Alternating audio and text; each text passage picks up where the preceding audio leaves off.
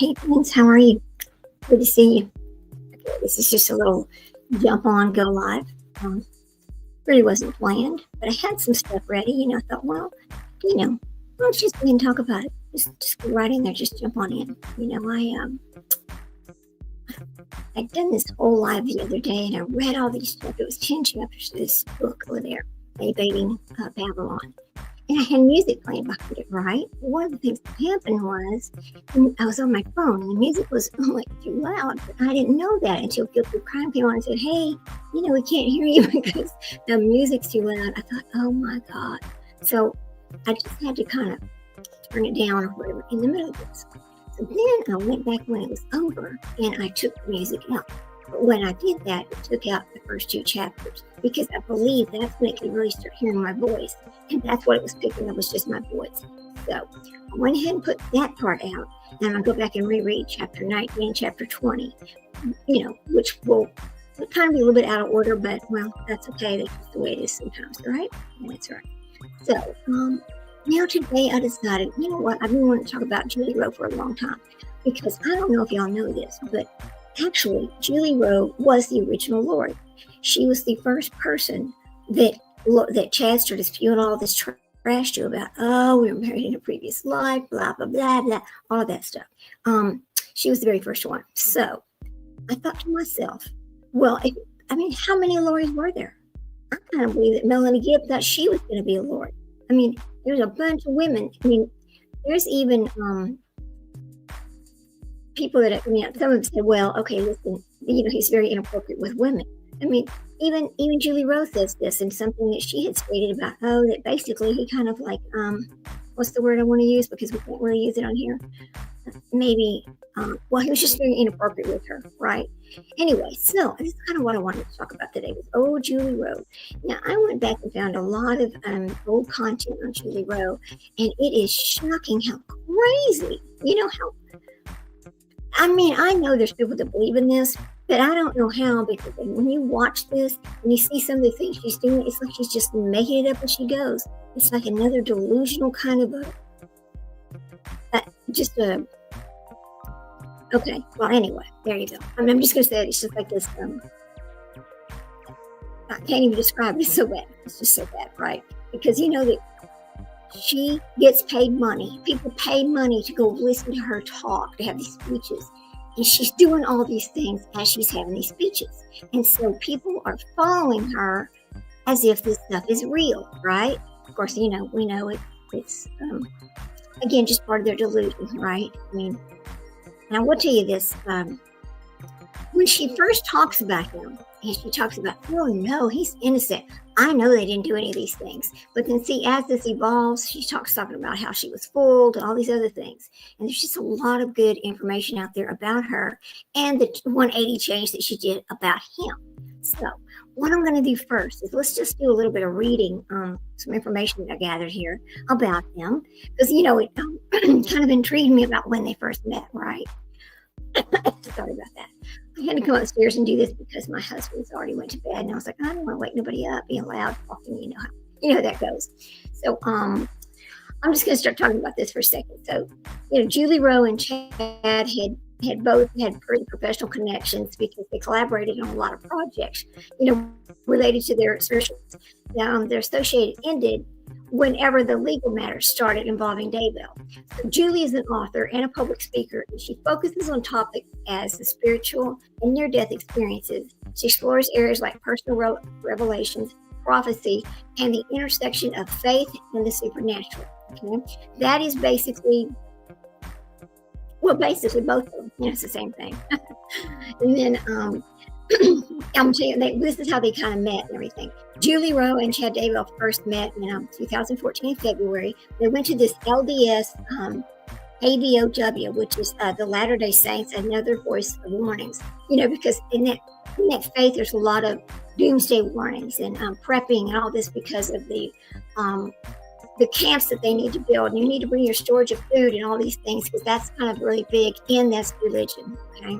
So they were at this, in February 2014, they were at this forum, and they started communicating with each other.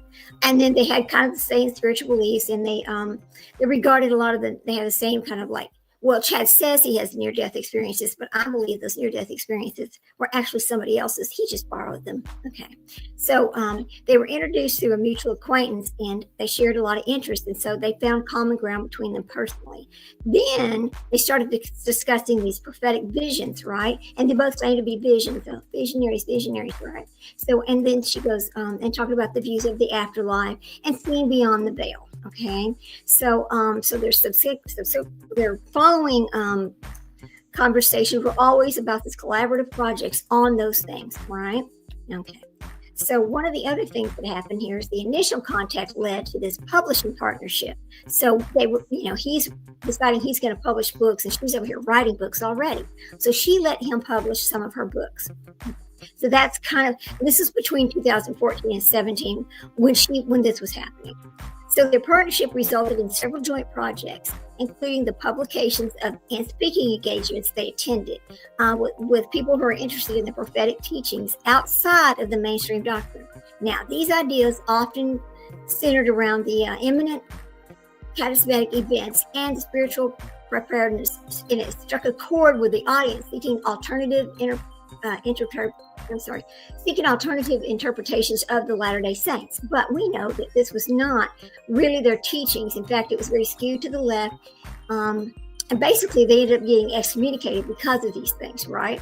So their profile, so they got their profiles kind of grew, but so did the skepticism about their beliefs and behaviors. And so the church authorities and from the border, they just kind of like, something's wrong here. Okay, the red flag started flying up.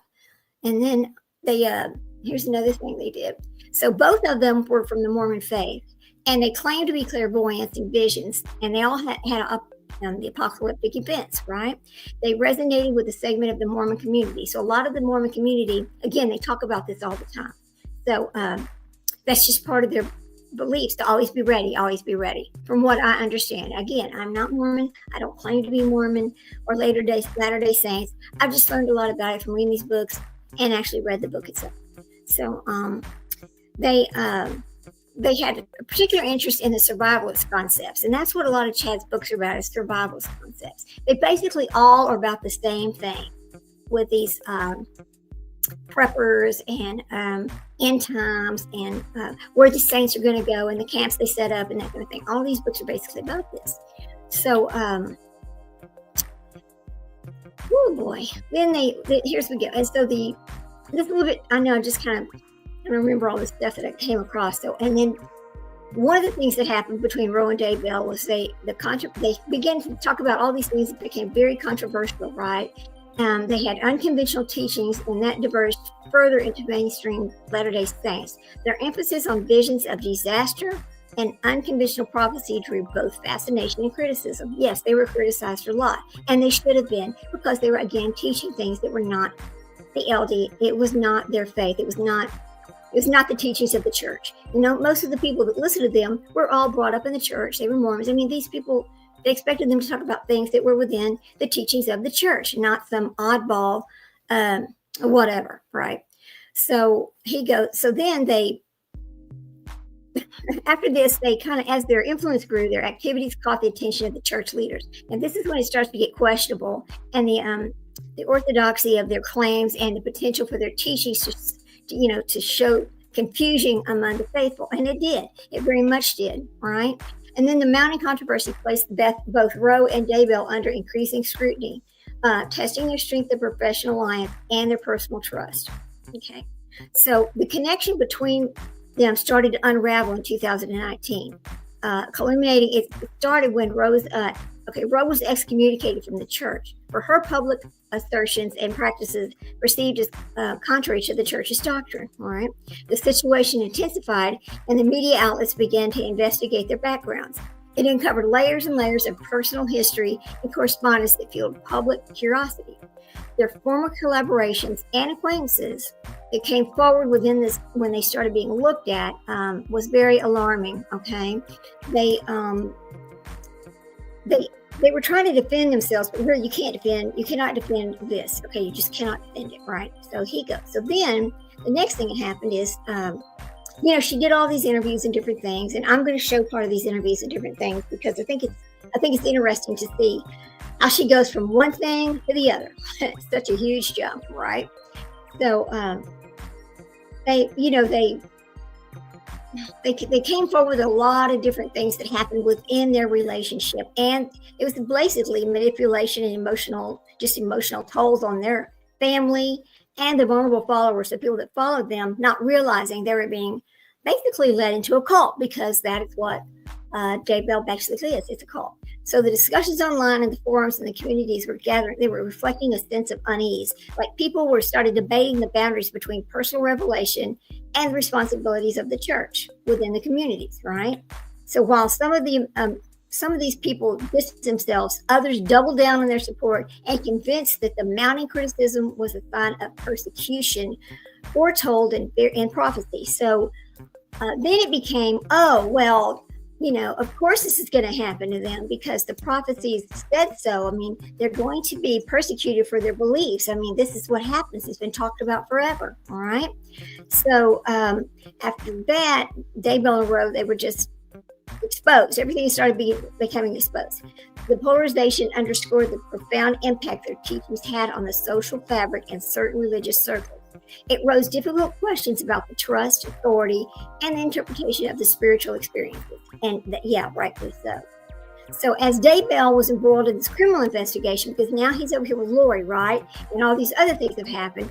Then the thing starts talking about the suspicious death and his former wife, Tammy. Bless Tammy's soul. I mean, I hate what they did to her. It's horrible. It is what he did murder her. They murdered her. I'm sorry, but that's what it was, right? So, and his children will never admit to that, and we know that. So anyway, then it started talking about his new wife, Lori, and there rose past associations with him. And then the media really got intense into looking into the background because they realized there was something really strange between Jule Rowe and Chad Daybell, right? So the unraveling of their association had gotten to this critical point, and the not just the church authorities, but even the law enforcement started looking at their motivations and their actions. So that began to really bring their relationship out to the forefront of, hey, Ann, how you doing, girl? Good to see you. Just talking about my Jule Rowe situation. I want to talk about her for a long time. How you doing, girl? I know it's pretty late, but I decided why not? I can do this. I'm just trying to be kind of quiet, and I went upstairs because my husband already went to bed. I don't want to wake him up, talking loud, because I start laughing and things, and then I'm going to wake him up. So anyway, so good to see you. I'm so glad to see you over here. So I'm over here talking about the association between Jule Rowe and Chad Daybell, and what happened when law enforcement started tracking it backwards about, wow, what happened here? So pretty soon the relationship was all out into the open, right? And then they started having disagreements about the let me get this to roll. About when this all started. So once she realized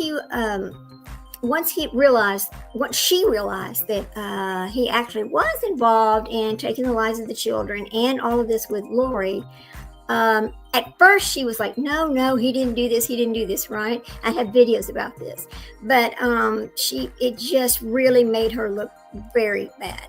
So yeah. Oh, you're not too good today? Oh, I'm so sorry. 1 year. I am so sorry. Hug you. I would hug you if I was right there with you. I know that's so hard. You know what's right behind me, right up here? These are pictures of my child right up here. This is, I'm his room. This is his room. So I'm so sorry. And maybe a little bit of God, but not in the good way. A little the bad God over here will help us feel better about our good God, and how he only takes the precious at a young age. So I'm just going to say it like that. So, but anyway, let's talk about this for a second. So then what happened next was that, the church is really on them. Then the allegations started evolving, and people were thinking, oh gosh, is Jule Rowe involved in this too? I mean, did she have something to do with it? It just really became extremely uncomfortable for everybody involved. And everybody's like, Oh no, how's the church involved in this? What about the accountability? What about our leadership? What about their faith itself? It's just all convoluted in a mess, right? In fact, right now I'm going to go over here and we're going to play a little bit of this. It was so disgusting when I saw this, and she was just, how am I going to put this? Oh no, he would never do this. Let me go pull this up for you guys. Now listen, I'm not real good at this, but we're going to do it anyway. So it's right there, but I don't think I can start it from right here. I think I have to start it from the other. Hang on a minute. We'll go over here and we'll start it. Hang on. Here we go. Nope, that's not it. Whoop. Sorry. It's right here. Okay. Now. There we go. Okay, make sure you can hear it. Okay, at first there is no sound. She's just twirling around these crazy little, I'll show you, it's kind of crazy. She's twirling around these little things right here. She's up on stage and she's got these, I don't know what they are, and she's just twirling them around. I wish I could make that bigger. Hang on a second, maybe I can. Let's see. Yeah, maybe. All right. Is that a little big? I think that's maybe a little bigger. Can you see those little things up there she's got twirling around? It's the craziest thing, girl. I don't know what that has to do with religion, but here she is doing all this weird shit. Now, there's another one where she's in a car, and I don't know who she's talking to, but it is live, and she's doing all this freaky hand gesture thing. I don't know what this is. It just, if she was trying to teach me some religion, or I don't know. Anything you see in the media in physical realm, I guarantee they're using it in Here, let me see if we can turn it up. Maybe I should turn it up for you. Yeah, it's kind of hard to hear right there. But Will, I guarantee you it's coming to this planet. Let me see if I turn it up. It's the hodgepodge of every species. Is that better? Can you hear it better now? I don't know. It's so hard to hear it. I don't even know what she's talking about, but she's up there talking her bullshit. But the reason why I wanted to play that was because she's doing all this, whatever this twirling stuff is. So let me take it off of this and we'll go play a different one. Because I lined up a whole bunch. I'm like, good God, Julie, that's so weird. It's the flags for God. I don't know. I can't figure out what those little flags are for. It was like some kind of little dance thing she was doing.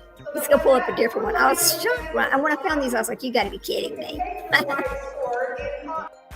All right. Okay, let me see. Now, let me pull up this other one over here.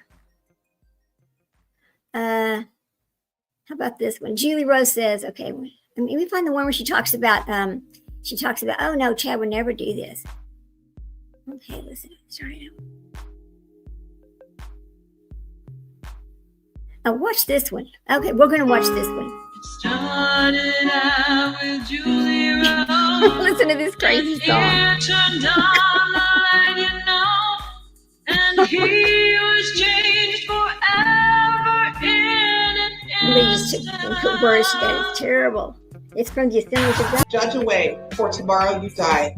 If you spent as much time talking to the Lord as you do on your fucking social media. You got a major screw loose. Doctors have diagnosed you as having a split personality. A schizo. Wasting hours and hours of the day. Get a life. Do something other than sit on Facebook or TikTok or Twitter or Pinterest. Oh gosh. Anyway, let's get rid of that one. Stop. I cut all strings, cords, negative attachment, bonds, lines, purse energy. I cut all apron strings, including all umbilical cords. I cut them. I return them to you, all of it, right back at you. Anything you send at me, I'm sending right back to you. Well, I'm polymerized tree sap, and you're an inorganic adhesive. So whatever verbal projectile you launch in my direction is reflected off of me, returns on its original trajectory. Oh, that's hot. Okay. There we go. All right. There we go. Okay, here we go. Those All right, who knew now we're Chad back on this Daybell one. say he began his ministry with pure intentions. I would say he has spiritual gifts and abilities. I've seen him in action in very personal situations, and I felt their genuineness. So I've never been to Assemblies of God. Like Daybell, Eric Smith was raised in the Church of Jesus Christ of Latter-day Saints, known to outsiders as the Mormon Church. The Church of Jesus Christ of Latter-day Saints, as the name indicates, believes that we are living in a particular moment in the world's history, end times, when God will return again, and that people need to prepare for that return. The two shared beliefs that challenged LDS doctrine, including theories about the end of the world and reincarnation. Beliefs that Smith said led to his excommunication from the church. That was what brought us together. And so this idea of wanting to warn. Now that's Eric Smith right there. Now and she Smith is associated sees with his Jule old Rowe. friend in a far more sinister light. When someone is gifted or has that ability to he claims to have discern these messages visions, from but heaven, I think it's all they just are dreams. equally as open to messages from darkness. Chad Daybell was arrested on June 9th after human remains were found on his East Idaho property. They were the remains of 16-year-old Tylee Good God, Ryan girl, get it right. All right, now bring this one down. All right, let me find this other one I'm going to play. Let's see. I think these all kind of in a row, but what I mean. Let me go up here to this one. Listen to this mess. This is just crazy stuff. Okay. I got to make it play. Stupid me. Here we go. Let me get it to play. Whoops. No, whoops. Eric, when I do the podcast, right? Okay. He does all the technical stuff, and I just say whatever. There we go. Okay, there you go. See, I need a technical guy. Out. Let's see. No, you're there. Okay, I see. I really do, because I've tried, I do all this myself, and I've had to learn it. But we are live though. Cool. So, hey, Jule Rowe. Hi, Jay. Nice to have you on the show. All right, there we go. Thank you. Nice to be here. Okay. I'm excited about this one. Oh, me too. I'm so glad that you agreed to come on, and it's very, very nice to meet you. I want to let a few more people join the chat before we get started. Well, I should go past so they don't miss anything, because I want to start out. I want you to tell everybody just a little bit about yourself. You've never been to a Mormon church, but you've been to what you've done. See, I've never been to a Mormon church either. I just kind of got a little interested in this, and I thought, well, you know what? And you can't really. I can't wait to hear the story. I've been waiting since we talked. So that's why I started reading the books and all everybody that. Wants and I to thought, know about Chad. Well, I mean, how can I? Well, I mean, you got to figure out what makes his mind tick. We'll get to that. I mean, it's not just. My name is Jule Rowe. R-O-W-E. I think it's just married a big game to Jeffrey Rowe, and I have 3 kids. I will be married to my husband 24 years on April 24th of this year. So coming up. I think that's what it was. Happily married, and let's see, I have my oldest son, Ethan. He's 21. I have a son that's 19, Spencer, and a daughter who's 16, Aubriana. And let's see, I didn't know she had that many born kids. In Salt Lake City, Utah. When I was 2.5, my dad joined the military. He was a LDS chaplain, so a Mormon chaplain in the military when I was growing up. I didn't know that. I am the second oldest of 10 kids. Wow. Traveled. I mean, you could read my biography. We talk about and also my book Delusion about my first near-death experience in 2004. I've got several books out, so I'm an author. I've got a teaching degree license. I've got a psychology undergrad license from Brigham Young University. Met my husband at BYU. He is from the Kansas City area, and we have been in Kansas 18 of 24 years of marriage. Also living in Utah for a couple semesters to finish college. We lived in Texas for 4 months, and then Arizona for a year and a half, and Iowa for 2. But growing up, I moved like 18 times. So you name the state, I've been there except for 7 of them. So I'm well traveled and well versed in history and geography from a personal interest as well as just life experience. Lived in Heidelberg, Germany in high school, and Hawaii in elementary school, 4th through 6th grade. Those were some unique experiences. I think I want to move past this because I want to really get into the other part of this. And so I'm in Kansas because I fell in love with my husband, and he's amazing. So I'd like to put a, let's see, what should we say, an end to those. I was prompted by the Holy Spirit. Okay, here we go. It was published. It went to the press in April, and it was published May 14th. But I got my first copy May 6th because I got an author's copy early. That's really fast. Very fast. In fact, there are people on the internet that have accused me of being so fast that they think I've copied and pasted everybody else's dreams together and their experiences, and that's a lie too. Because I can tell details nobody else on this planet can tell if you actually read all my books, listen to all my podcasts, and go to my blog, you'll see things like the Wasatch Wake Up that was given to me from the other side. That's a coined phrase. It's now a popular phrase on that website and other forums. And lots of details about that earthquake and other things that are coming to the United States. Okay, that Wasatch Wake Up that she's speaking of is talked about in this book, Evading Babylon. Now, that's one of the things that happens. So this book was written back in, let me see, I think 2007, but let me verify that. I mean, let's see. Let me find it on the date. It's on here. Hang on a second. Let me find the date. Book. Okay. Okay.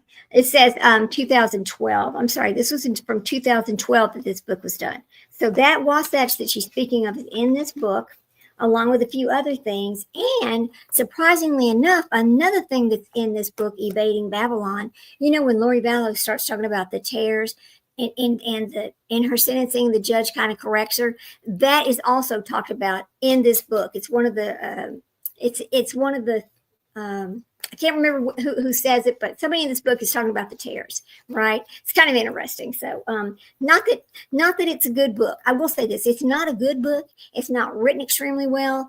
But I mean, after I started reading it and knowing what I know about them, I can see where every bit of that came from. Because basically, those two were just living every parts of these books and the Vision of Glory. That is what the whole thing was, the absolute whole thing, you know? So let me get back over here and we'll let this play some more, because it is, I mean, she's just as bad. She's just as bad. States that no one else has been shown. Yeah. And I know that because I know specifically what my mission is, and I've been told that specifically. Different people will get different parts, but, and I know that's a bold statement, but I am the only one that has more of that complete picture. And that's the plan.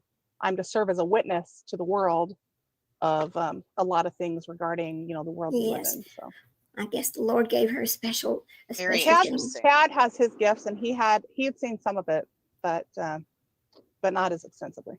What I'm curious about, and I don't know if you can answer this or not. How do you see the same thing? Where does Chad get the knowledge and the expertise to be a publisher? I read that he was a grave digger the majority of his life.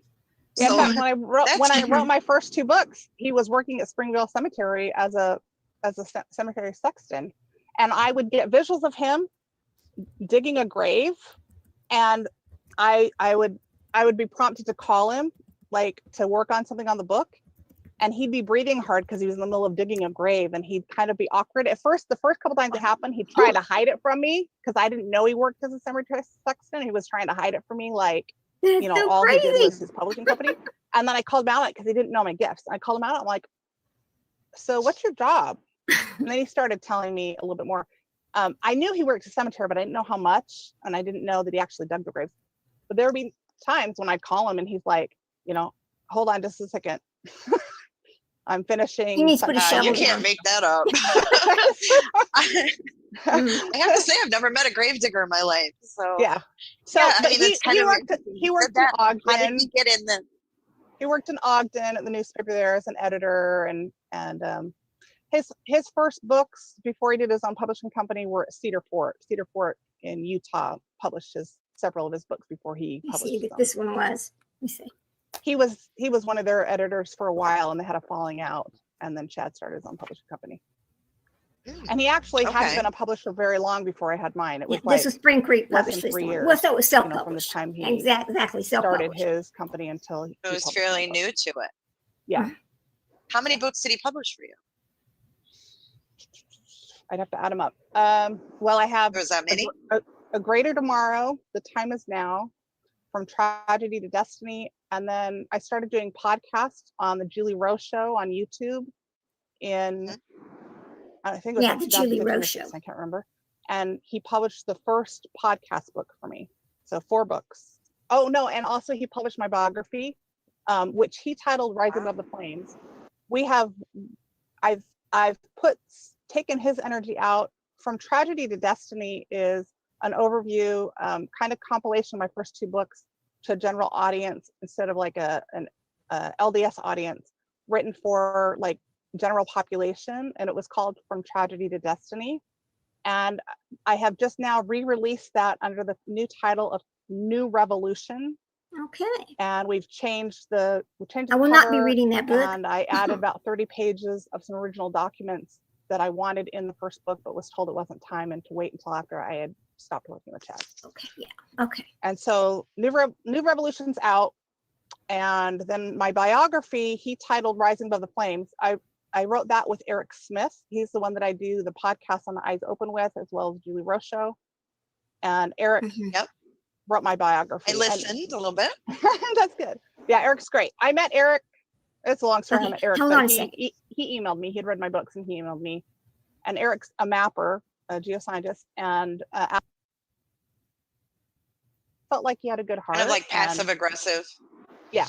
Yeah, there's some passive. I just moved it forward a little bit because I don't want to hear about Eric Smith. I want to hear about communication. But I'm Chad and her and well versed in that. BS, I grew up in a lot of that in my own household, and so I know. I do energy work, so I have to clear some of that energy work. Now hold on a second. Hold on. Hold on. Hold on. But they were always very polite to me, very respectful. Okay, so she does energy work. Now let's talk about that. Okay, because in the castings and all that, that's what Lori Vallow was talking about, energy work. And so she assigns Zelima Pasthenis to be doing the clouds and the weather and all this kind of stuff. And she assigned Melanie Gibbs to do something else, in that kind of thing, which was, I guess, energy work. I mean, it sounds to me, I don't know, and just bear with me because it is so foreign to anything I've ever known. But then, you hear about the Pentecostals laying the hands and all that kind of stuff. And so I kind of wonder if that is kind of the same, like the same kind of religious beliefs that they're going to lay their hands on, heal you, or they're going to do the castings and cast out the demons, or they're going to do the energy work to pull you one way or another to make things happen for you, that kind of thing, which almost sounds like, forgive me, but witchery. Okay. I mean, had they talked about these things way back before Mr. Smith had decided to write his own Bible, because that's who wrote that book. And he did take parts of the Bible, but it was, the things they talk about they would have thought they were witches. So let me tell you something else. So when I got to reading all these things about them, and I got to this other situation, because it starts talking about how many Loris were there, right? Because Jule Rowe was actually the first Lori for Chad, because this ideal he had in his head had been there for a long time. And so he tried this on several different women. Now, she does open up and talk about that at some point.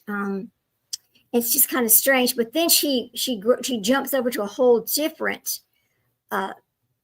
part of this, and so they had all these interviews, and then she started making these serious allegations against Chad. She claims that he sexually assaulted her, and then she describes this incident during a private meeting where he made advances toward her, which significantly damaged her perception of him. And in the aftermath, the public discourse fixated on ethical implications of their actions and the responsibility of spiritual leaders in their communities. So the news outlets started talking about this, and then social media amplified this, and then the outrage and the sympathy, and it just charged this atmosphere, and the nuance of the whole thing. So it was just, what happened was often lost in all the other things that surrounded the first time she claims that he sexually assaulted her. So, and while this is happening on the outside, her own personal life was starting to unfold in real time. She had sporadic statements and interviews. There was digital platforms attempting to, clarify her position and why she was, and her motivation for saying this. The fragmentation and the resilience of the community was just grappled. I mean, the trust was gone. It was just traumatic. It was just in the wake of, in the trail of devastation that Daybell had left, and that Daybell and Rose partnership caused. Let me just put it that way. They caused just a bunch of distrust, and I mean, imagine this is your so-called publisher, and you're going to all these meetings with him, and you're believing all he's saying, he's believing all you're saying, and then all of a sudden, once he gets in trouble because of his actions with Lori, she comes up with he sexually assaulted her. Now, here's the question I have on that. Did she make it up because she was angry because Lori is Lori? Because she didn't get to be Lori? I mean, what made her decide to bring that out after he got in trouble? I mean, after they found the kids and all that. I want to know what was motivating her to bring that out at that point. She, because she initially defended him. Even though there were serious criminal charges, she was, oh no, that never happened. That no way. She knew his heart. That couldn't have happened that way. Just no way. I mean, and everybody knew how close they were, so, and then later she began to retreat from the public eye because she just started backing off, there's just a lot of aftershocks, and then the disillusionment, the betrayal that happened between her and him, and her claiming that, all the former friends and associates that knew both of them were basically very shocked that she would say that, but they were also in shock because he was being arrested, and that the fact that they found those children in his backyard. So that's just that would have shocked anybody. And quite frankly, if that was somebody I knew and I had spent a lot of time with, and I discovered they did something like that, I would not even admit to ever knowing them, and I would not admit that they wrote my books or that they published my books or anything. I'd be acting like I don't even know who you're talking about. I'd be walking away as fast as I can. Hell no. So then after all of that, she started distancing herself, and it was just a big old scandal that happened. But after all the turmoil and the dust settled, she gradually reemerged, and she renewed herself, and she started going with it. She started redirecting what she was going to do and what her narrative was, and offering different types of insights into the dangers of unchecked spiritual authority, right? Well, basically, she is unchecked spiritual authority, all right? But she's talking about, you got to see the red flags, you got to see the signs, right? All right, but that's what she is. So she participated in all kinds of, discussions about it, and during the leadership classes and that she won some experiences. So in her cautionary, it was just she used her hard-won experience in this cautionary tale, and then she sought to reclaim her agency over the story positioning, and then herself, she was just like a bystander at that point. But she also started navigating the complexities of her beliefs and where she belonged in the beliefs, right? So it's kind of this big old, about her current status. Let's talk about her current status. At this point, she continues to engage with her audience, and she keeps doing the podcasting, and she calls it emotional healing, right? But she's distanced herself all the way from Daybell, and she should have, right? And the controversy surrounding their past relationships is still there. This was followed by silence and speculation. And as Rose stepped away from the limelight, rumors circulated regarding her whereabouts and her intentions. She maintained a selective presence. She occasionally is issuing clarifications through her website or is doing speaking engagements, right? But she remained elusive. This retreat allowed her space to heal, and then she, recalibrate her beliefs, while observers debated whether her transformation was genuine act of contrition or was calculated repositioning, right? Because what's the first thing that happens to a sociopath or a psychopath? They got to redirect. They got to reinvent themselves. They got to go a different direction because that whatever they were doing wasn't working. Look at, the perfect example of this is actually Gypsy Rose Blanchard. Yes, ma'am. Yes, ma'am. These people, because they have these grandiose ideals, and that they're, that they are actually talking to God, and they can see behind the veil and all these other things. These people are basically, what's the word? Well, they have sociopathic tendencies, narcissistic tendencies, right? So, then the next thing that happens is, she starts trying to get back within the church and those kind of things, but she just really was never able to actually fix those kind of things, right? Because she was excommunicated from the church, and that's just like Chad, just like all of them were, another thing that happened, there was a lot of tension between her and the public because she wanted to be private, but everybody had questions, and rightfully so. Everybody wanted to know. They want to know what happened. When did this happen? What can you tell us about him? What can you tell us about y'all's relationship? I mean, of course, everybody wants to know. That's kind of a normal thing, So anyway, let's go back and watch some more of this video, because there were some very interesting things where she's trying to cover herself, put it all on him, right? Normally, that's what always happens. Oh no, he did it all. He did it all. I was just innocent, and he just sexually assaulted me. That's what happened. BS. Hang on. Very kind. My husband didn't meet him until June, the end of June, third week of June, 2016.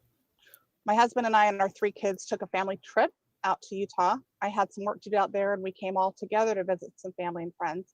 And we made a point to stop and met them in Provo, which is just a few minutes up the road, 10 or 15 minutes up the road from where they lived at the time, I guess it must have been 2015, because they still lived in Utah. They had moved to Idaho after that.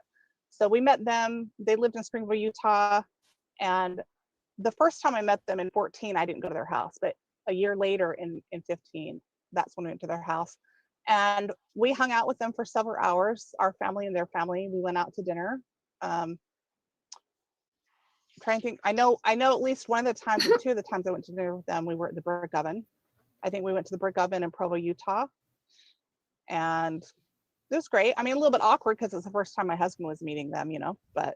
Yeah, anytime, 2 couples, and it's like, I wish it wasn't just 2 couples. It's like a double date with the kids. Talk faster about this, because I want to right. And the kids are awkward because they don't know each other. Because that's really more interesting than this. How her husband met and all that kind of stuff. But I knew Chad and Tammy. We have to go through part of this, and my husband knew that I'd gotten close to them. And so. So what's your and husband? I talk to Tammy on the phone sometimes, or text her, but it's not as much as Chad. Huh? What did your husband think of them? I'll tell you this. He liked them, but he always said he didn't know, and he'd always say to me, I just don't know Chad. And I think he talked to Chad on the phone once. I don't think anybody ever really knew Chad. Had an interest. I think he had this secret thing going on in his mind. His whole adult life. About 4 years ago, he started to say to me, "Are you sure you can trust Chad?" And I'd say, "Yeah, I can trust Chad." And then I'd get this kind of little feeling inside. Bet. And then like a year after that, there was another time he said it again. "Are you sure you can trust Chad?" And I kind of get this little bit of doubt inside. And then I started seeing some red flags a couple years ago, and would talk to my husband about it, and he'd say, "Well, just, and he and over and over. But by then I wasn't doing any more books with him, and it was more of a friendship, and I would do energy work with him. And so I knew some of the more of the inner workings of his marriage and his family life. And I worked with his daughter, Emma. I taught her quite a bit of energy work. And then I gave them some materials that had been given to me as a gift. How old is Emma? She's in her 20s. She's married with a couple kids. Oh, she's grown. Yeah. But when I met her, she was, 20? Teenager. I'm trying to move past this. I don't want to hear that part. I want to get to where she actually talks about it. Sounds like it was a lot of family. Hang on. Sounds like it was a lot of family. He's been turned down by several people that I know that have let me know that he's tried to get them to live at their house, live in their basements, or put them to live at their house. Hang on. Maybe living in the house right now, and and he and over and over. But by then I wasn't doing any more books with him, and it was more of a friendship. I guess we have to wait. And I would do energy work with him, and so I don't know what this energy work is. The inner workings of his marriage and his family life. And I worked with his daughter, Emma. I taught her quite a bit of energy work, and then I gave them some materials that had been given to me as a gift to How old is Emma? She's in her 20s. She's married with a couple kids. Oh, she's grown. Yeah, but when I met her, she was 20. Teenager. 21. Oh, okay. Their youngest was just sounds like it was a lot of family. Sounds like it was a lot of family. Okay. Yeah, they're very family oriented. Like like, I don't know if it was every Sunday, but most of the Sundays that I knew about, their kids would all come over and they'd have Sunday dinner. Wow. And Chad and Tammy both would kind of joke around about how their kids had left home, but they didn't really leave because they wanted to come home all the time. They were always hanging out. I mean, Emma lives a couple doors down from her dad. He's got a married son and daughter-in-law and a baby living in the house right now, and a single son in his late 20s living there, and his son that just came home from South Africa on a mission living there. So he's got, even right now, he's got all his adult children living in the house in Rexburg. So, and he's got another daughter and son-in-law. Is that where he's living right now? Live in Rexburg.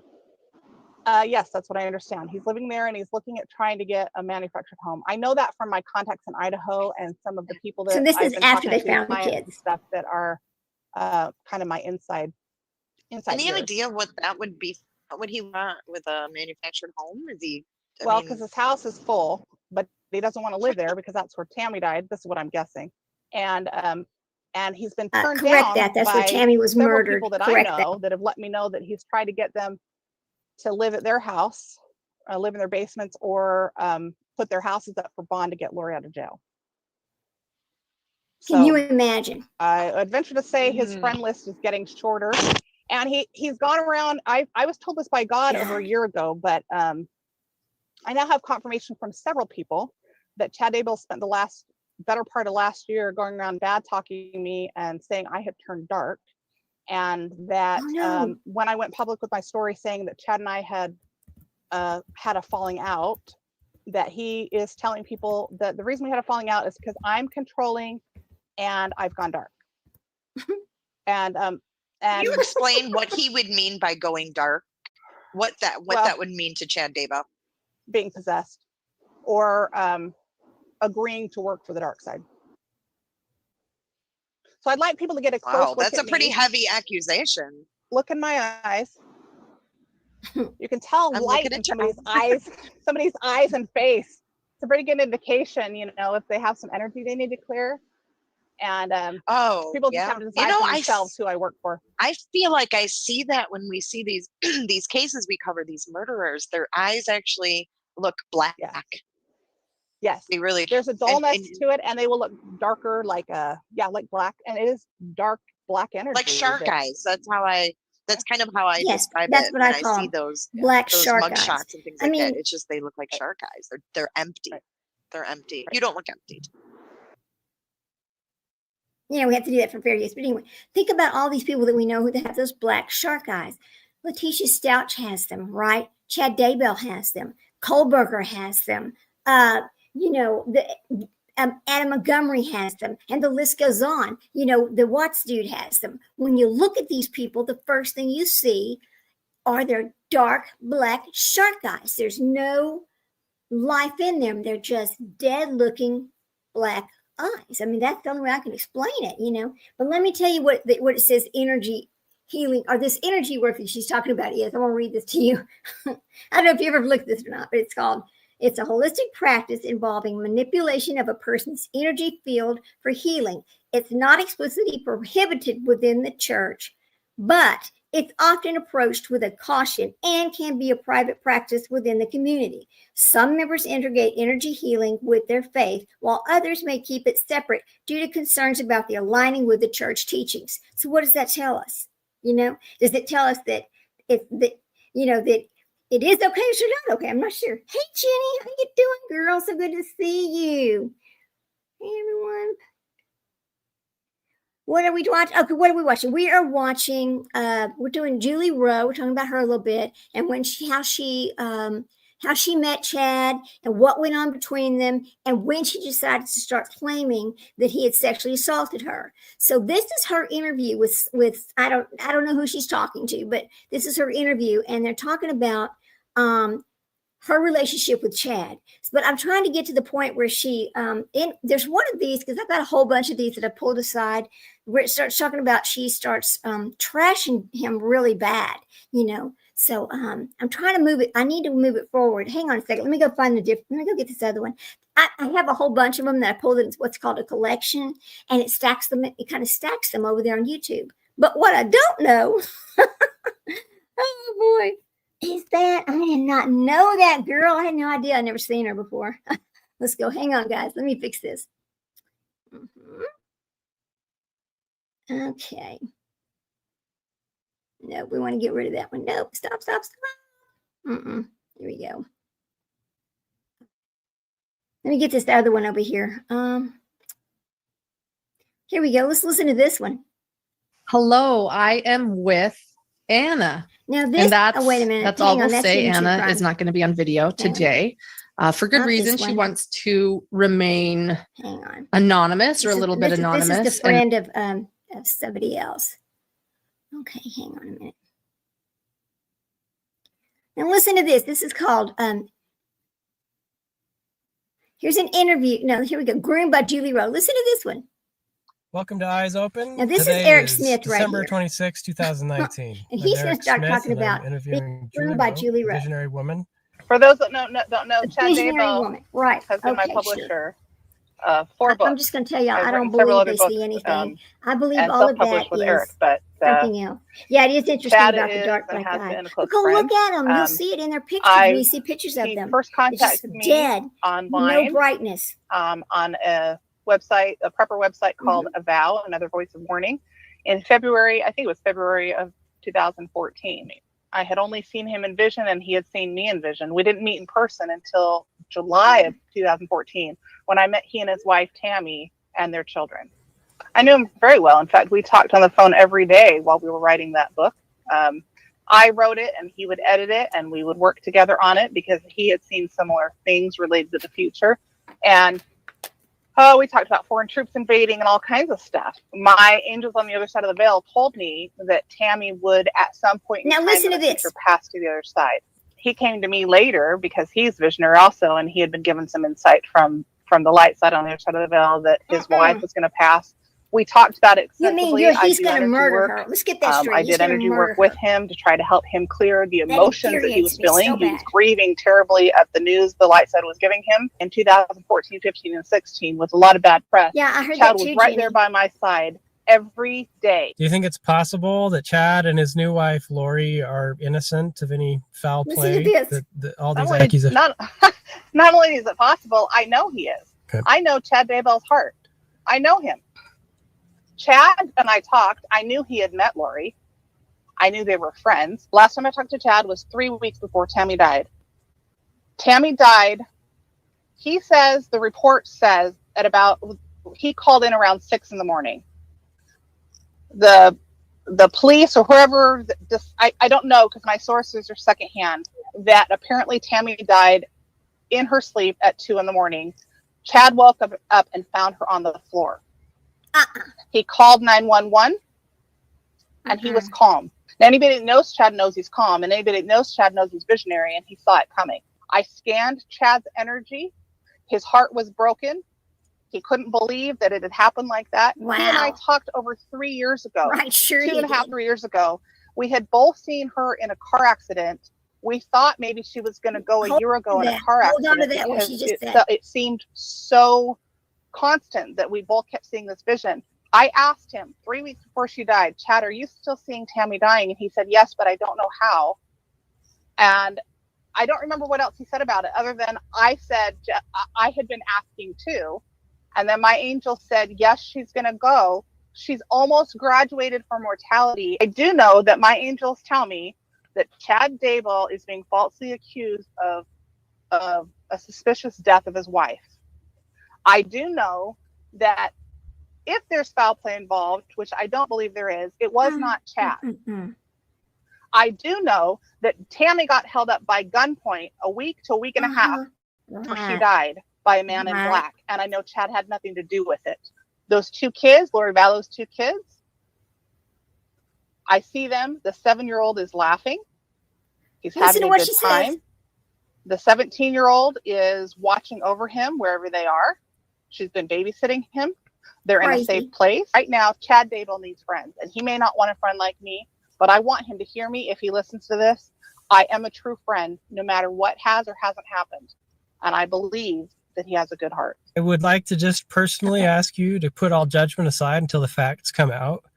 We live in a very judgmental. Whoops. Hang on. So, okay, so we know what happened. Now, listen to what they said. I mean, okay, remember Charles Bell, he's going to have a car accident too, but that didn't happen, did it? Remember that. Oh, yeah, he's going to have a car accident. They wished it on him. They're casting on him to have this car accident. Well, that never happened. So you tell me, how in the world did Tammy going to have a car accident? And so did Charles, but that never happened, right? It's quite amazing the bullshit these people say. And the thing is, you got to wonder, did they believe this crap in their own mind, or are they just saying these things because they have to in order to keep selling whatever the hell it is they're selling? Because like Jule Rowe and all these people, they do these podcasts, they go to these preppers, they get paid to go to do the speeches at these preppers conventions and all these things. So you got to wonder, what is really going on there? Is it for the money, or is it something else? I just don't understand it. It's crazy. It's just crazy. But let me tell you what it says that she actually is. Currently, Jule Rowe is a certified emotion code practitioner. She's living a life dedicated to sharing her story and helping others through emotional healing. Despite the controversy surrounding her past affiliations and eccentric beliefs, her focus remains on providing assistance to those in need of spiritual and emotional guidance. She continues to reside in a quiet community, embracing a life outside the mainstream spotlight. Rowe's complex relationships, especially with Chad Daybell, further complicate her narrative. Initially perceived as a potential partner for Daybell before Lori Vallow. Exactly. Okay. So she was the first Lori, right? The connection with him caused a stir. This duo shared moments that family members found suspicious, particularly when spotted alone on a farm property. Some have theorized possible manipulation attempts by Daybell, leading Rowe's eventual distancing from him. Moreover, Rowe's excommunication from the LDS Church in 2019 marked a significant turn in her journey. The following year, Daybell's arrest in connection with multiple murders brought her past associations into the limelight once more. However, Rowe continues to focus on her personal endeavors, including family and faith practices. Her background as a military dependent brought her to various locations, fostering a love for adventure and outdoors. Alongside her passion for camping and family activities, Rowe remains a dedicated mother, often attending her children's events. Her children are grown almost. She had a 16-year-old, I think. Her commitment, she goes, despite the controversies, Jule remains an enigmatic figure with a story that evolves, deeply rooted in her spiritual experiences and the trials she navigates in their aftermath. So for more stories like this, it says go over to this other blog. But her journey from a near-death experience to becoming a well-known author and speaker is both intriguing and inspiring. Her accounts and prophecies have sparked both intrigue and skepticism, enchanting audiences while encouraging deep reflections on life, her spirituality, and preparedness. Her current endeavors, focused on self-reliance and personal growth, continue to resonate with those seeking new perspectives. To stay abreast of Jule's evolving insights and interests, as well as explore related topics, keep connected and informed. Okay. So that is what it says about her. Okay, that's her thing. Now, listen to this part. Allegedly, Chad Daybell allegedly sexually assaulted a female author with whom he worked while he was in private meetings in December of 2018. So now I want you to think about this. He had already met Lori in 2018. They were already associated with each other. They were already in some kind of relationship. Remember that? So here's the question I have. Is he over here, how am I going to put this nicely? Messing around with Lori and her at the same time and somebody else? Think about those things. Just think about it. So an incident that was part of a pattern of inappropriate and sometimes predatory behavior. He was always like that. None of this was new. This was Chad Daybell. This is the side of him that nobody saw, because he's not going to flaunt that in front of his family. This is him when he gets when he gets alone with people, right? When he's over here anyway. So and this came from multiple sources Multiple people told that that's what happened. So Jule Rowe had written several books with him between 2014 and 17. She said during energy meetings and sessions with him in Rexburg, Idaho, in December, Chad forcibly kissed her, got on top of her while they were clothed, and rubbed, against her body. Okay. Oh my God, the fire, the loin fire. He rubbed the loin fire against her. Oh my God, I can't laugh out loud. I'm gonna get in trouble for that. It's too fucking funny. Oh my God. And then he goes, I had no idea that he was going to do what he did to me, and I felt very betrayed.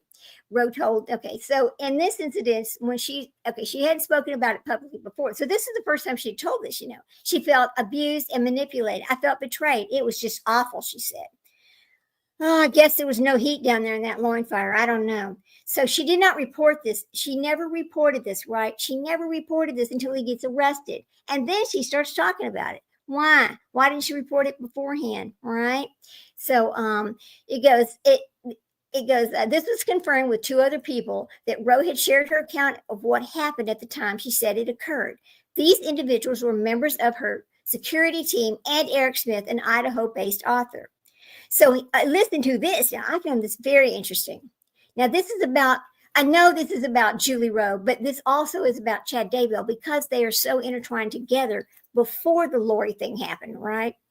So Smith, who once was considered a friend of Chad's, now believes that Chad used his spiritual knowledge and gifts to lure women in. Absolutely, he did. Absolutely. I want to know, how many women did he say, oh, I was married to you before 5 or 6 times? How many people did he spill this bullshit to? Right? And why was Lori so stupid? I don't understand it, and I never will. I never will. And he goes, he was sort of preying on the religious backgrounds and beliefs in spirituality. Smith added, I know Chad is a gifted person spiritually. He does see things. I know he does. Sure, he sees their underwear off, I'm sure, because that's all he thinks about, I'm sure. And he goes, and I've tested him on that. And we did some very special conversations on spiritual matters.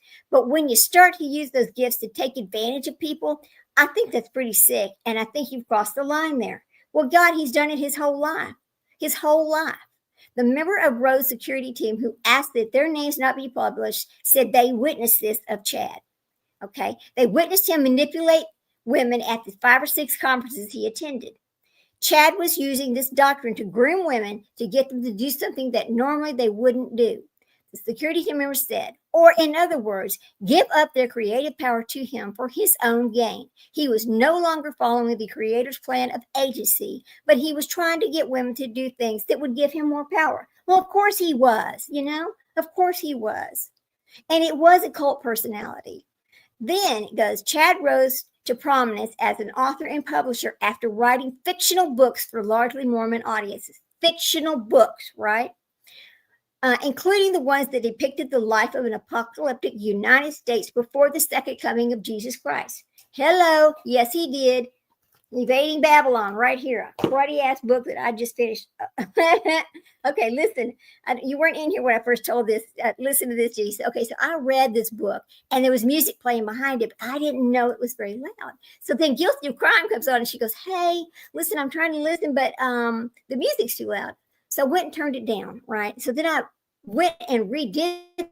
I took the music off of the video, but when I did that, it took out chapters 19 and 20. So it's really only chapters 21 through 30. So I put it out there, but I'm going to go back and add the other chapters tomorrow. I just want to let you know, if you occasionally start listening to this, you're going to notice it just kind of starts at this weird spot because, the music, that's when I kind of note when the music had gotten too loud. And anyway, so when you took the music out, it took out the language. So anyway, so she goes, listen, this is weird. He goes, let's see.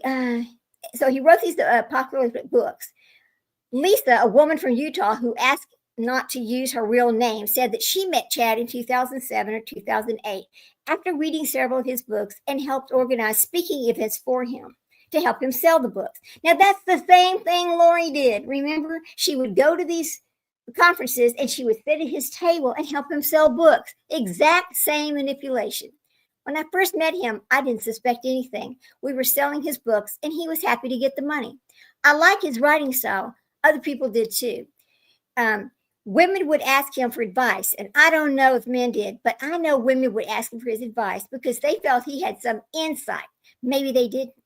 Lisa said she was interested in his views on signs to watch for ahead of the second coming of Jesus Christ. Okay, there are certain events and sequence of events, and because he put into fictional stories and people are looking forward to that happening, I think what gathered people was this type of thing.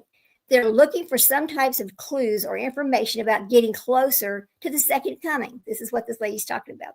While men attended these events too, there was a large group of women interested in Chad's work. Rowe's security team member and Smith observed the same trend. Women tend to be in a lot of these meetings because they're more in tune with their emotions, with the energy of what's going on, more emphatic. The security team member said they would always come to him. Sometimes he would have, hang on a minute, this is such weird stuff. He would have a table with his books and be talking. I observed that sometimes he would stand to the side and talk privately, and a few times he would talk privately just to one single woman or a group of women. I am sure this is how he met Melanie Gibb. I'm sure this is how he met Lori, how he met all of them. This is how he met all of these women, right? So, anyway, he goes, Smith, okay, he did that. Then he goes, Smith attended several events in people's homes where Chad spoke, and one of them was organized by a small group of women in Rexburg. Okay, we got that one. And then they're talking about the polygamy thing there, you know. There was once, okay, listen to this part. This is kind of interesting. There were ones that hosted Chad at one of these particular events, and he was kind of clinging around them. He liked them, I could tell. Smith said, I kind of sensed, he goes, I kind of sensed, I lost my place, y'all. I kind of sensed that some yucky stuff. Okay, so he was talking about he noticed some yucky stuff going on, right? They were discussing some yucky stuff. I honestly don't know if Chad had conversations with them about those things, but I do know that they are little groups of women, different groups. They were interested in those really fringe things that are pretty inappropriate and divisive from their families. God almighty, of course, of course. Now that it starts talking about those multiple probations, right? He goes, Rowe and Smith said Chad made lists of who believed people had been in their past lives. This is where that started from. So Rowe said during those meetings at the BYU University in Idaho, Chad would share the list with her. So he was writing these lists of who he was married to before, many way back. So I'm sure he tried it on every single one of them.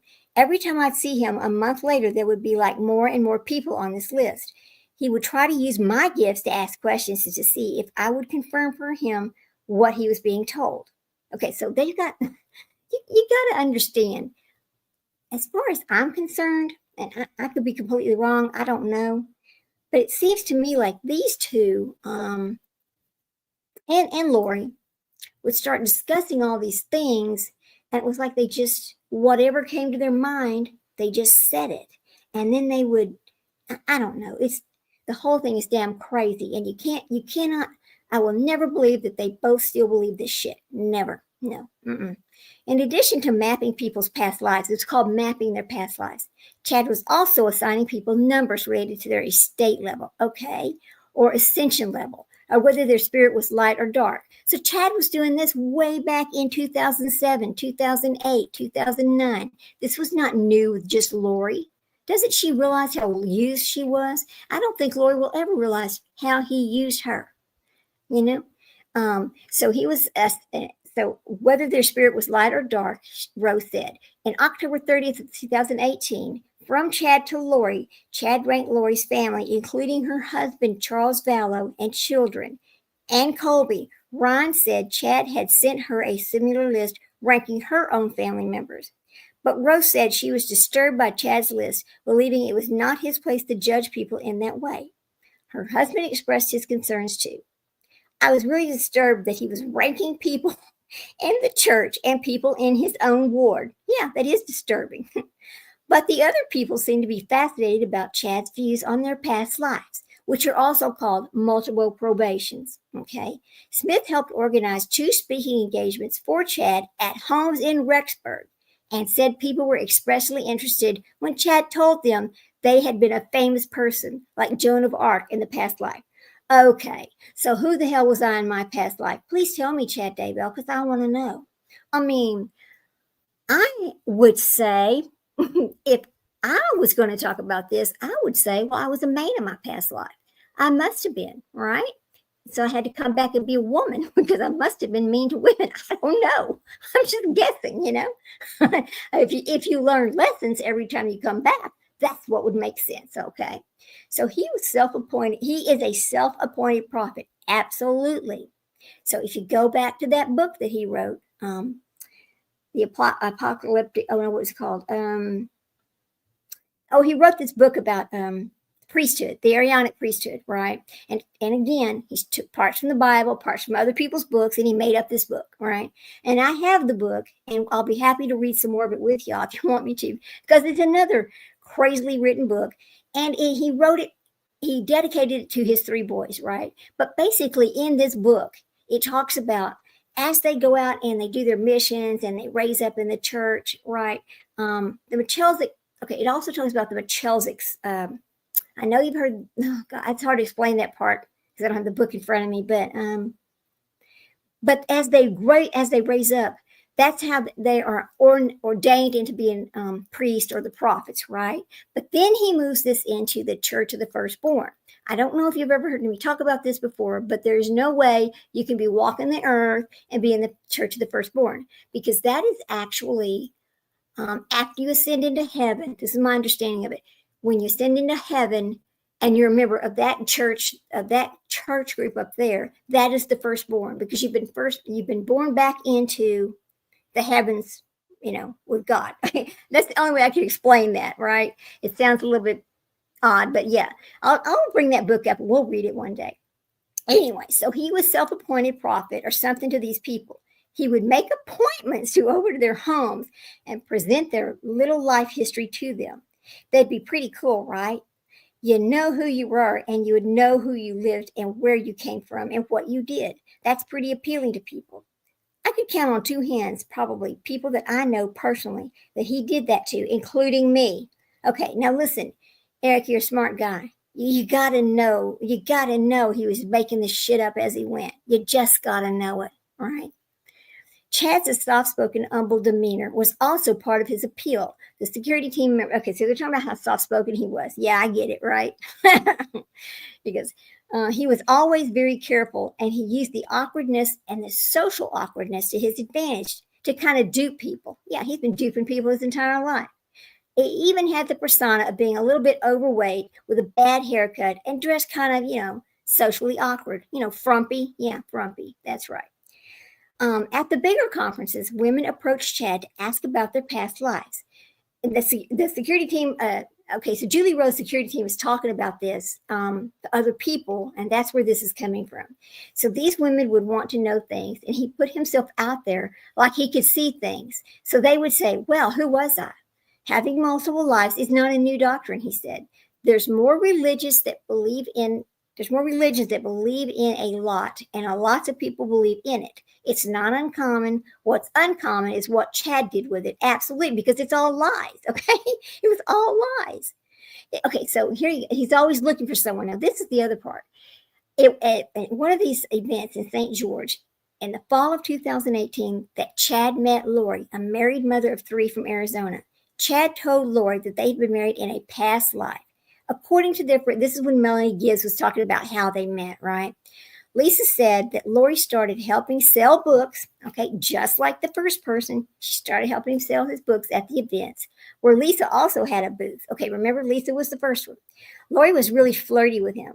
But in his life, Chad and Lori were also married. So he's talking about this, and this is what he was telling Lori, to different people. Still, Chad and Lori quickly became close.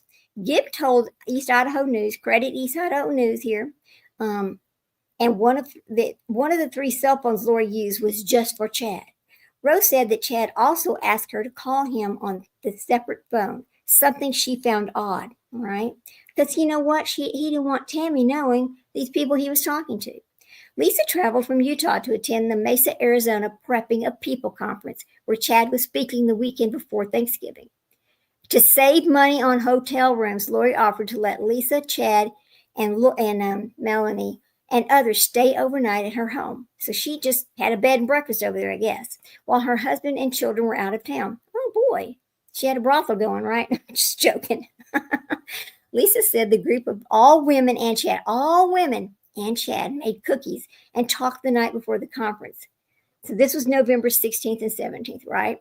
Then Lisa said she walked in on Chad and Lori discussing the sleeping arrangements in the kitchen. Oh, this is some juicy. Chad said he planned to sleep in Lori's son's room, but seemed nervous. Lisa said she had never seen Chad behave inappropriately toward women and only later realized why he seemed so uncomfortable. I only got to the end part of it, but all I knew is he was concerned that people would see him there at the house, even though he was in the bedroom. And I thought, well, so what? Well, Lisa said, but now I see why he was concerned. If you look back, oh, that's why, because they were having an affair. That's right. They were already meeting in the closet at the portal, right? Rose said when she first met Chad in 2014, he was professional and appropriate, and she observed that he seemed to love his wife, Tammy. Okay. Rowe and Chad had originally connected through the LDS ABOW, which is that other group, an online end times preparedness website. In February of that year, then Rose said that she had decided to write about the dreams and visions she had after her near-death experience in 2004. Okay, now see, they talk about these dreams and visions. I'm going to say this again. I'm not Mormon. I'm not LDS. I don't know a lot about it other than what I've read. But in my mind, all of this BS, this is just something they're dreaming. It's not real. They're not really seeing these things. It's like having a dream that you can really remember, right?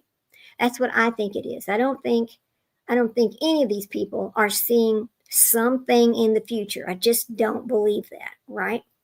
So, I mean, I could be totally wrong. I don't know. But anyway, so in 2004, something happened to Julie where she spent 2.5 days in a coma. Chad had written books about his own near-death experiences, and Rose said that she and Chad bonded over talking about them.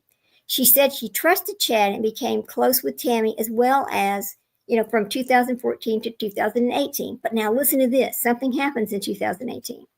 But in 2018, she started noticing some shifts in Chad, but believed they were just meant to continue publishing books. Okay. My husband knew very early on that Chad was off, and he would actually say to me, "Are you sure you can trust Chad?" I'm like, well, I don't trust everything he says, and I don't agree with what he's writing and what he's doing, but God brought us together. Okay, here we go. God brought them together. That's like God lives in prison. Did you know that? I didn't know that till I started listening to a bunch of these prisoners talk about where they met God. And I don't care where you met him. That's great. I'm glad you did. How about that? In December 2018, Rowe and Chad met at a restaurant in Idaho Falls for breakfast. They were talking about their publishing. Later that day, they met privately for an energy healing session in Rexburg. Oh, the energy healing. Rowe does the energy work. Okay, so Rowe does the energy work, and he does the luring work. So I guess Chad lures them over, and then Julie does their energy work. I don't know. That's when she said the sexual assault occurred. Rowe said Chad cried after he assaulted her, and that she tried to talk to him about his behavior later that day in a series of text messages that December. He cried about it. My husband knew very early on that Chad was off, and he would actually, so there was that. In December, so they met for breakfast. That's when she said this happened, and he cried about it.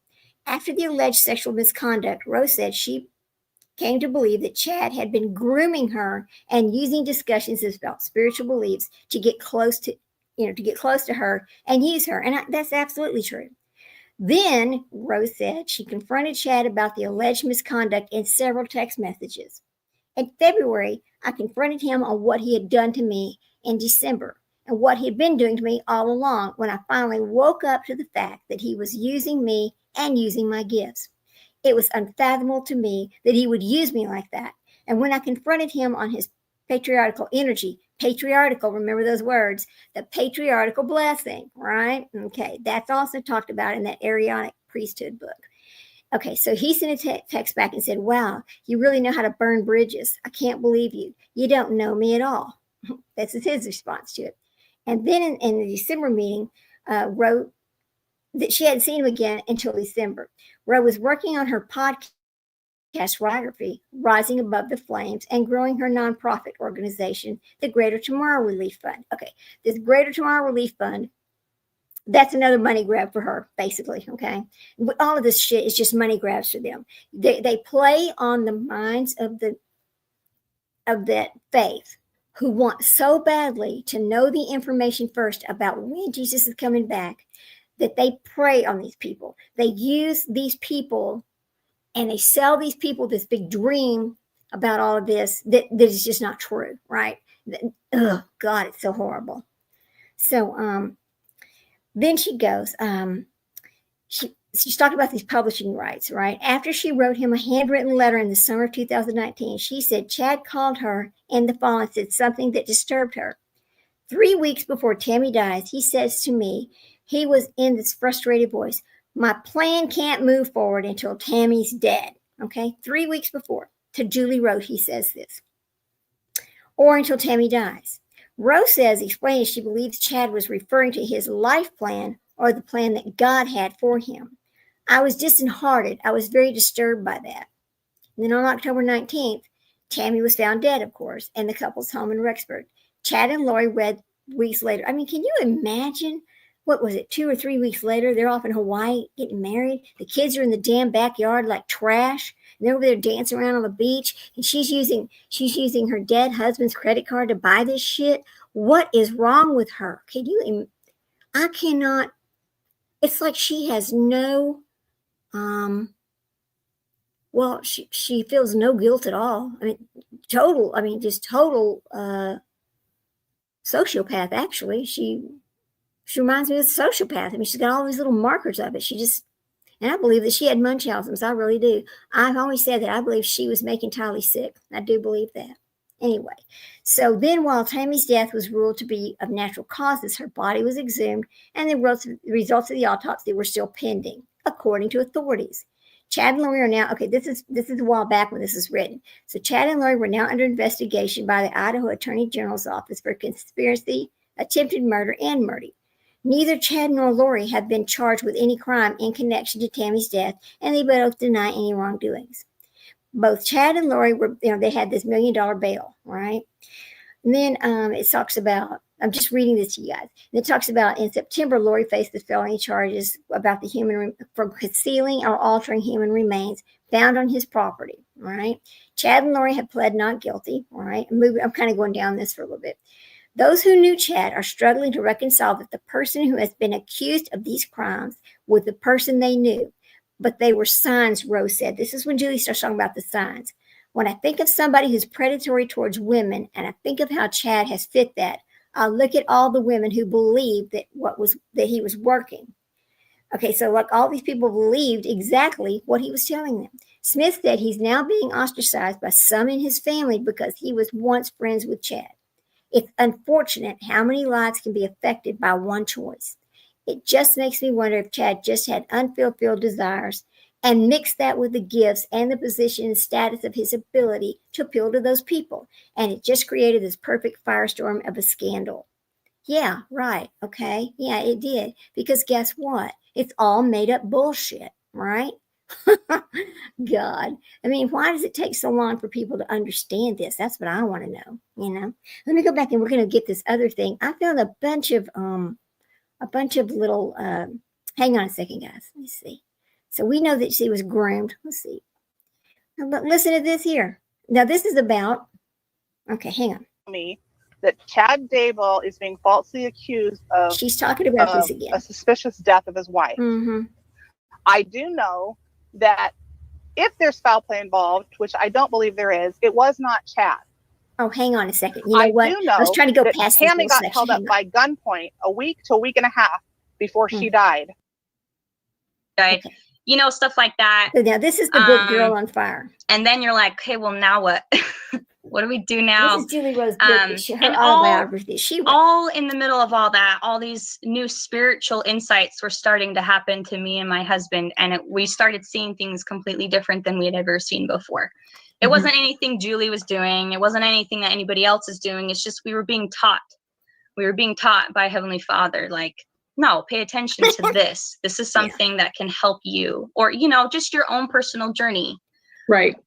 Yeah. So all the while as we were preparing, we were experiencing spiritual things as well. So as we got reaffirming that you're on the right direction. Yes. We also started joining different websites, you know, that talk about people there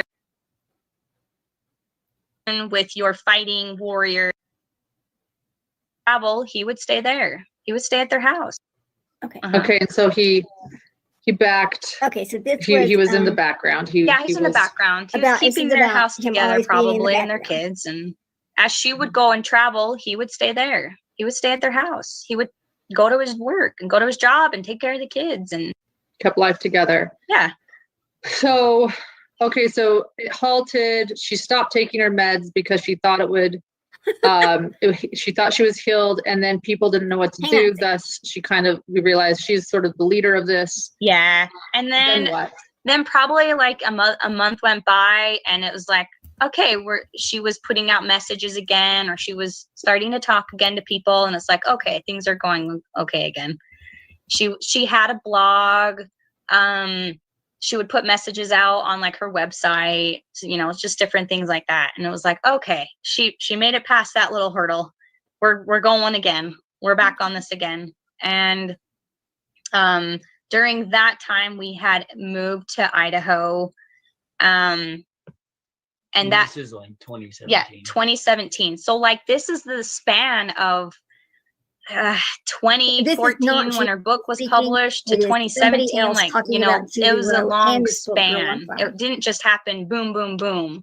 Did you move there for her and this group and this? No, we had been told previously ourselves that we were going to move there. Okay. And it didn't personal have choice. Yeah. It didn't have anything to do with her. Yeah. That we received that revelation. But she had also told us later, like, yeah, I know that you're going to move there. But, you know. Made you feel good? Made you feel good about your decision? Okay. Yeah. Isn't it funny? So we moved to Idaho. GTRF, they were having more meetings there. And maybe it's just because when we were there in Vernal, there was only like us and another couple that was really involved in it. Moving to Idaho, where we were, there was a lot of people involved in it. And so we started meeting more people that we had heard of through the grapevine that, oh, this is so-and-so that is this person with Julie or this person, and this is what they do. And there was a lot. There was a lot there. Yeah, Eric Smith lives there, and that's how we met him. Joel lives over there, Joel Gervine. We met him there. There's a lot of people. And so we were like, okay, this is where we're supposed to be. We feel like this is where we can help the most. We're around a lot of people that have the same mindset as us. And at this time, we were still like, you know, whatever you need us to do to help, we're there. We want to help. You know, and we're willing to do whatever, as long as it was good. Yeah. When you say a lot of people in Idaho involved, I mean, can you kind of help to us? Sure. Are we talking hundreds? Are we talking? What would you say? She had some. In the bigger group, I would say, 200 to 300. Yeah, an overall group of people that were just preparing, had heard of her books or heard of Chad's. I would say that number's even bigger than I would say it's bigger. 200 to 300 There's that knew Julie, that talked to Julie. That makes sense. There's a group that in general terms knew and appreciated Julie and were preparing, and then there was the inner circle. Absolutely, yeah. So like this whole story has layers. There's layers upon layers of groups of people. Yes, there's a big general audience of people that felt preparing was a good thing. And that's where it was good. That's where people were helping each other out. You know, then from there, you go into like the next one, the next inner circle. People started talking more to Julie, you know, being more of like, oh, hey, I want to do stuff. That's kind of like the next circle in. Then you have like an inner. Those are the people that would come to like the preparing of people. Oh, events. those. Okay. The middle group of people would go to the preparing of people event. Other people would stay out. I'm just going to prepare. I don't need to follow Julie as much. Then the inner group preparing of people events happened in Idaho. A lot of those people showed up. And then you guys attended those? Yeah, we did. Not all of them, but there was just a few that we did, and there was a lot of people there. There was a lot of people there. The Rexburg Tabernacle, and I think the Rexburg Tabernacle holds like 2,000 people, and it was full both times we went. Yeah. Wow, for a preparing the people conference. Wow. Okay. Yeah. Hopefully this makes sense to you. It does. It makes a lot of sense to me. At the Rexburg Tabernacle. Yeah. For a preparing a people conference that was held there. It holds about 2,000 people. It was full. People are liking what they're hearing. People are into preparing. Yes, because this is an LDS community overall. Yes, we're talking over 90% LDS. Yes. And then, so you have that middle group of people, and then you go in from that even, and there's the inner groups that were very close to Julie, and that was like the bodyguards. That was like the people that helped her with her organization more, and the people that were a lot more closer. She thought she needed bodyguards. She was so well, not just Julie, and were you in that group? You were in that group. Give me a break. You were running a website. Give me a break. I had helped on her blog somewhat when I lived in That is Vernal. great. Hey, Barb, how you doing? Paul was a bodyguard at one of her events that she did. But at this time, we were like, wow, we're really good friends with Julie. We thought like, wow, she really likes this. Crazy people, I'm telling you. Yeah. I don't doubt that there was a real friendship there to a certain extent. We were at the conference at the Tabernacle in Rexburg, and there's just so many people there. Just that's the audience that, felt guided to this, to preparing. You've moved to Idaho. At this point, has Chad moved to Idaho too? Yeah, he had already moved here like, I don't know, like a year and a half before we ever moved here. Yeah. Okay. And he let people know he was moving here. He received a revelation also to move here. Sociopath. So anyways. So Paul being her bodyguard, people have questions about Julie's bodyguard that she always brings up. How did you? I'm like, how were you said to be her bodyguard at an event? How does that work? Yeah. Did you? Hey, Barb, did you email me? So within this group, so in 2017, she was wanting more funding for the GTRF. They need to talk. So she was starting to have more exclusive meetings with certain I'm just an open financial leaders in the area and stuff like that. So she somehow had contacts with a lot of different guys, and she listen to that, a lot of different guys. She had all of them meet. This was in June of 2017. We all met in Payson. She stopped taking her medicine, and she was having some weird episodes there, and there was a lot of weird energy at this meeting. So I'm there, and I'm trying to figure out who's who and kind of network and figure out. And Jeff's there. Jeff was so concerned. Jeff is her husband. Okay. Yeah, Jeff was so concerned that he came to this meeting too. Concerned for her mental state. Yeah, because it was rough. I mean, she was off of her medication, and so she was having some issues, mentally and physically. And I think he wanted to just make sure that she got to this meeting and that she got home. Wow.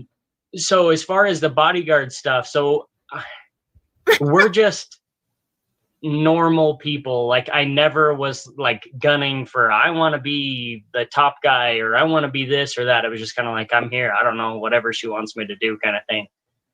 But in this meeting, there was all kinds of like, up in this area, there was, I don't know, 3 or 4 owners of businesses, very well off businesses were at this meeting. So what this meeting was for was kind of a meeting of the minds of how are we going to get GTRF financially stable so that we can take the next step. So the idea behind GTRF was to make safe houses to where you could stash things like 4-wheelers and snowmobiles. So when natural disasters happen, so a natural disaster that would incapacitate a lot of things would be like a solar flare, take out all the computers and cars and four-wheelers and everything. So the idea was to make all these safe houses and stash them and put them strategically, you know, along the way. So as people on the East Coast were working inland and people on the West Coast like were working migrating inland, here, walking here.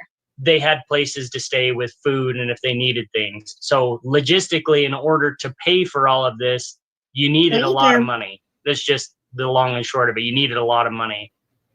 And so she was trying to figure out the structure of GTRF, who's going to be, obviously she's the president and CEO, but more specifically, like, you know, she brought in like a pilot and she brought in a guy who's a CPA and brought in one of her friends that was from Arizona, a female friend from Arizona. I don't want to say her name. But just all of these leaders and the guy who runs all of her current events, he was there as a leader. He has his own business. And so we were trying to, I guess, you know, a meeting of her greatest intelligent people business wise to figure out how to get GTRF off the ground. Okay. Now, at the same time, she had some friends that were running a very successful a nonprofit down there in Provo, and they were there too to try to give some insight, like how do you actually, because none of us had really organized a relief fund or, you know, a nonprofit to where it was going to be successful. So we were trying to figure out how are we going to run it, you know, who's going to do what kind of thing. And Julie's having an episode where it looks like and I don't mean this in a mean way, it looks like she's just insane. Like mentally, she's just not there. And if she's honest, she will say the same thing, that she was having a really bad bout of whatever's going on.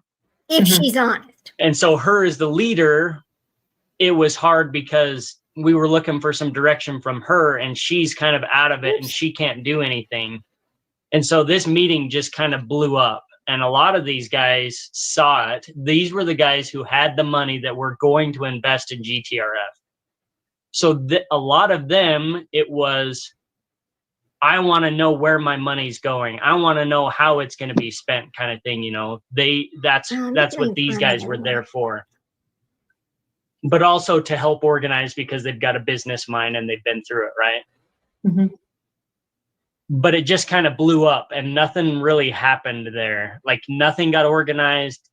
Nobody could agree on anything. And I think these big players with the money decided, in her mental state that she is now, I'm not going to put money into this. It's a good plan, right? Again, like Girl on Fire said, is that this organization was set up for a good thing. We originally got put into this because it was a good thing. We were going to help refugees. We were going to help people. So when natural disasters happen, there's some relief to them. There's help. There's aid. Yeah.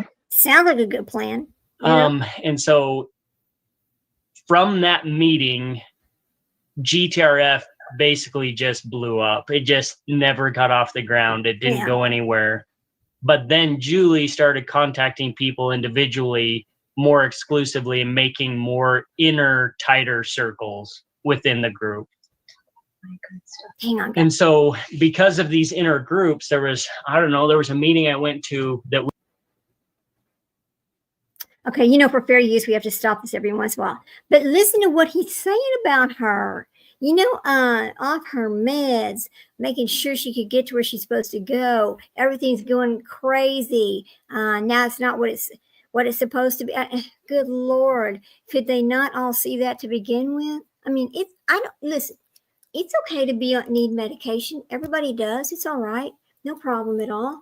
But you know, when you are playing with people's minds, that's a whole different situation. And I kind of consider this playing with people's minds because, again, these people were spending a lot of money to go listen to her talk, to try to believe in whatever this group that she was doing was. I mean, there's another video. I'm going to go find this other video and show you this thing, and you're going to go, oh my God, people listened to her, thought that she was real, because it is bizarre. Hang on, guys. Let's go find this other one. It's called, let me see. Let's see if I can find it here. Hang on a minute. I don't know what, oh, right here. Here we go.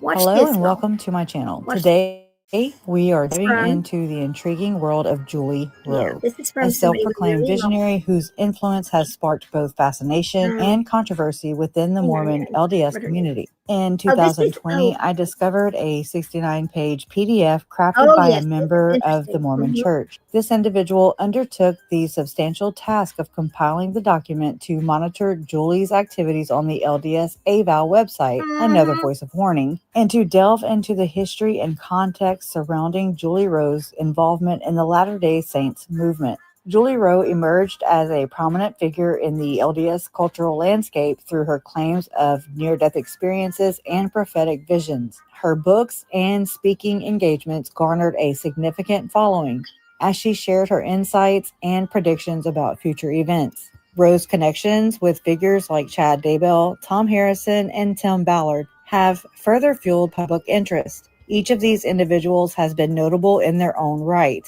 and their interactions with Rowe have sparked conversations and debates within the community. As we explore Jule Rowe's impact, it's essential to recognize the cultural revolution she helped ignite within the LDS community. Her ideas and teachings have challenged traditional beliefs, prompting both support and criticism. While some view her as a spiritual guide, others see her influence in a more controversial light. In this video, we'll delve into how Jule Rowe's visionary claims have been perceived. We'll examine the dual nature of her influence, how she has inspired many to seek deeper spiritual understanding, while also raising questions about the reliability and impact of her predictions. Join us as we explore the captivating story of Jule Rowe, her connections, and the cultural shifts she has inspired. Whether you're familiar with her work or hearing about her for the first time, this journey promises to be both enlightening and thought-provoking.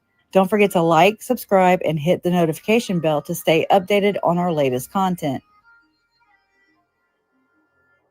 I hope she shows that clip. Let me see if she's going to show that clip because it's interesting. See how she's got the content of this series deals with sensitive and complex issues. Hang on. Interested in seeking after truth, and that inevitably may cause hurt feelings. This is a difficult subject for me to broach because of the sacred nature of the issue, namely one person's near-death experience, which, if true, involves many very personal and sacred experiences with the divine.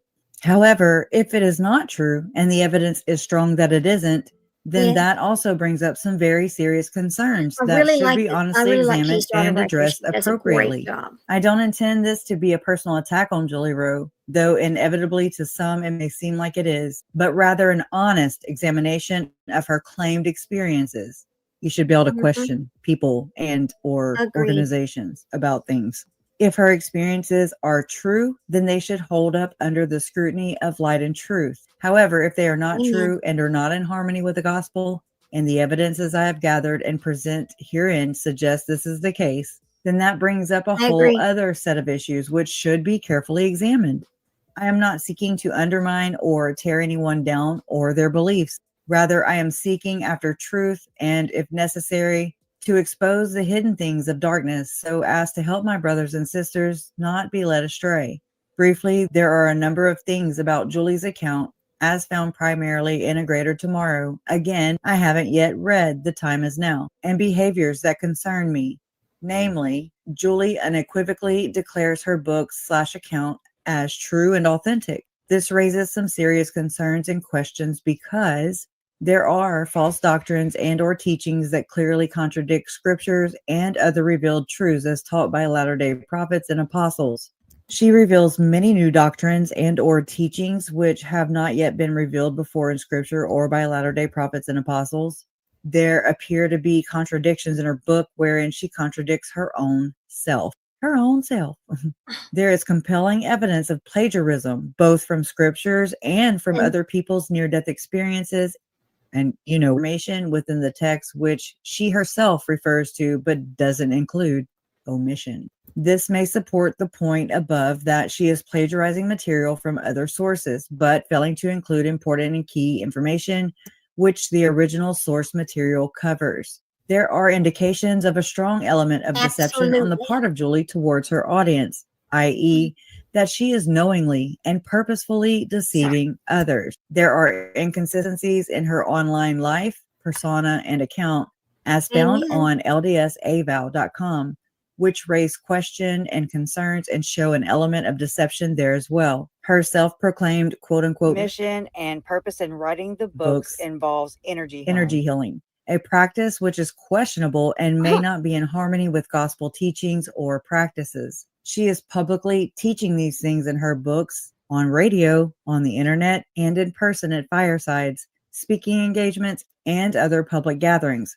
Whether it is intentional or not, Julie has garnered a large public following, and her teachings, which may not be fully in harmony with gospel teachings and practices, have the possibility of influencing and leading many others astray or into questionable practices. Agreed. You can say that again. Say it for everyone in the back. I have been personally threatened by an unknown person, either Jule Rowe or someone closely affiliated with her, or perhaps someone with a vested interest in her success, to remain silent with the information I have, or they would publicize criminal history information on me, which happened when I was a teenager and has since been resolved both legally and with the church. Absolutely. This sounds a lot like Diddy and Tim, Sean Puffy Combs, and with Tim Ballard. There's that comment that Tim Ballard made to one of his ops, allegedly saying, well, actually, it's a text message, which was included in one of the lawsuits, which is federal lawsuit. And it said something along the lines of, we'll have so much shit on everyone, it'll drive them into silence. And it just goes to show the way these people are working with blackmail. It's all about blackmail. Having so much shit on everyone, it'll drive them into silence. Why would you want to do that, Tim? Why would you want to do that, Diddy? Oh, because you're human trafficking? Oh, okay. Yeah. Okay. That makes sense. It's the same, it's just nasty.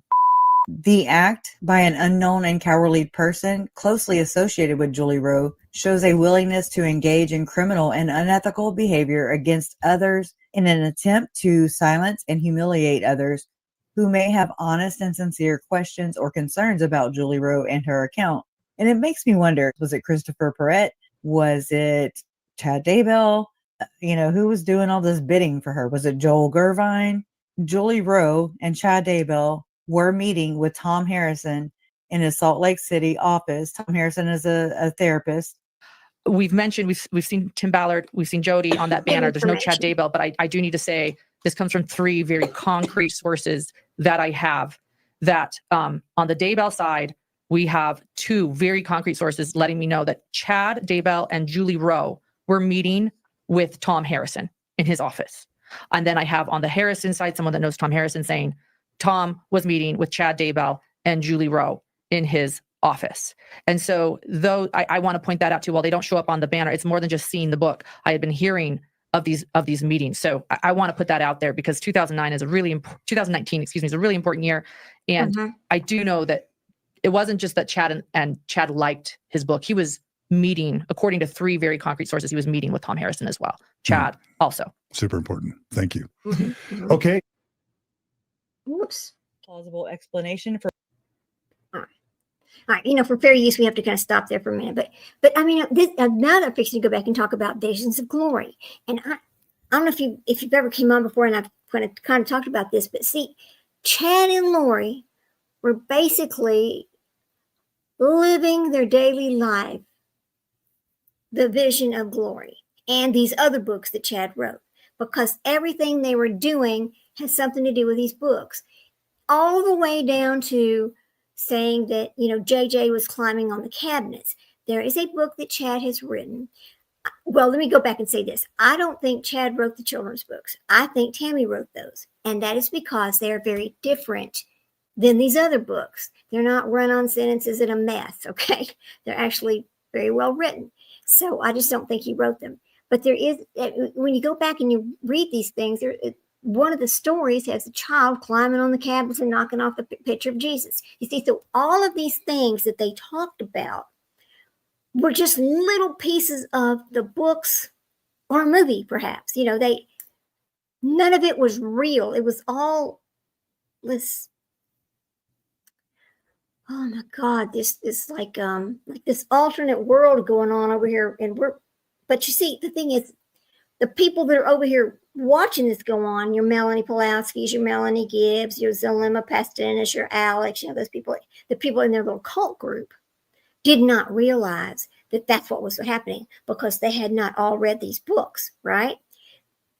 I mean, even now Melanie Gibb has now written a book that I would like to get my hands on so I can read it and kind of talk about what her perspective of all of this was. But I mean, it is such a damn mess. And I'm so glad that somebody that is familiar with this religion, because, she is, difficult research was able to dig into this and tell the truth about this stuff with Jule Rowe, because all of this stuff with Jule Rowe is not real. Okay.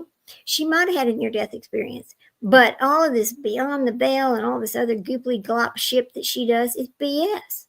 I mean, I cannot, and people were paying big bucks to follow her. I mean, she played on these people's desire to have that knowledge first about the second coming of Jesus, which is the same thing that Chad was doing. I mean, it's all this, that's what the prepping of the people were. All of that is. It was all for that. So anyway, I'm only going to stay until like 1:15 because I can only do like maybe 2 hours, plus it's pretty late. So we can just talk about some other stuff. But come on back and we'll revisit on this. And I want to get that 69-page document so we can read about it and know these things and continue to watching difficult research. I would love to invite her to come on and talk with us about this, because I know she's so well versed in the world of Jule Rowe, because she has dug deep into it. To just bring to light exactly what's going on there and how far back this goes. I mean, because everybody just thinks that, well, okay, it was just Chad and Lori, blah, blah, blah. But no, this goes back a lot further than just Chad and Lori. Again, I know that Jule Rowe was the first Lori. Who was the second Lori? I don't know. Well, actually, no, that's not even true. Remember Lisa? Okay, they did not give us her real name, but they said her name. They just used the name Lisa. Lisa was before Julie. It was this Lisa, which is not her real name. Lisa, Julie, some other people, and then Lori. Lori finally fell for it. And I think the reason why he went far enough with Lori is because he thought Lori had money. He really did. He did not realize that Lori was living off of Charles like that. He saw a big house and cars and all these other things that she's doing and assumed that she had a bunch of money. I think that's how it really started with them. I mean, and it was so not true. He had no money. I mean, he's over here making $30,000 a year. His publishing company was going into the dirt at the time that this all took place, and it eventually has died, since. But he had no formal training on publishing books, right? Oh my God. Oh God.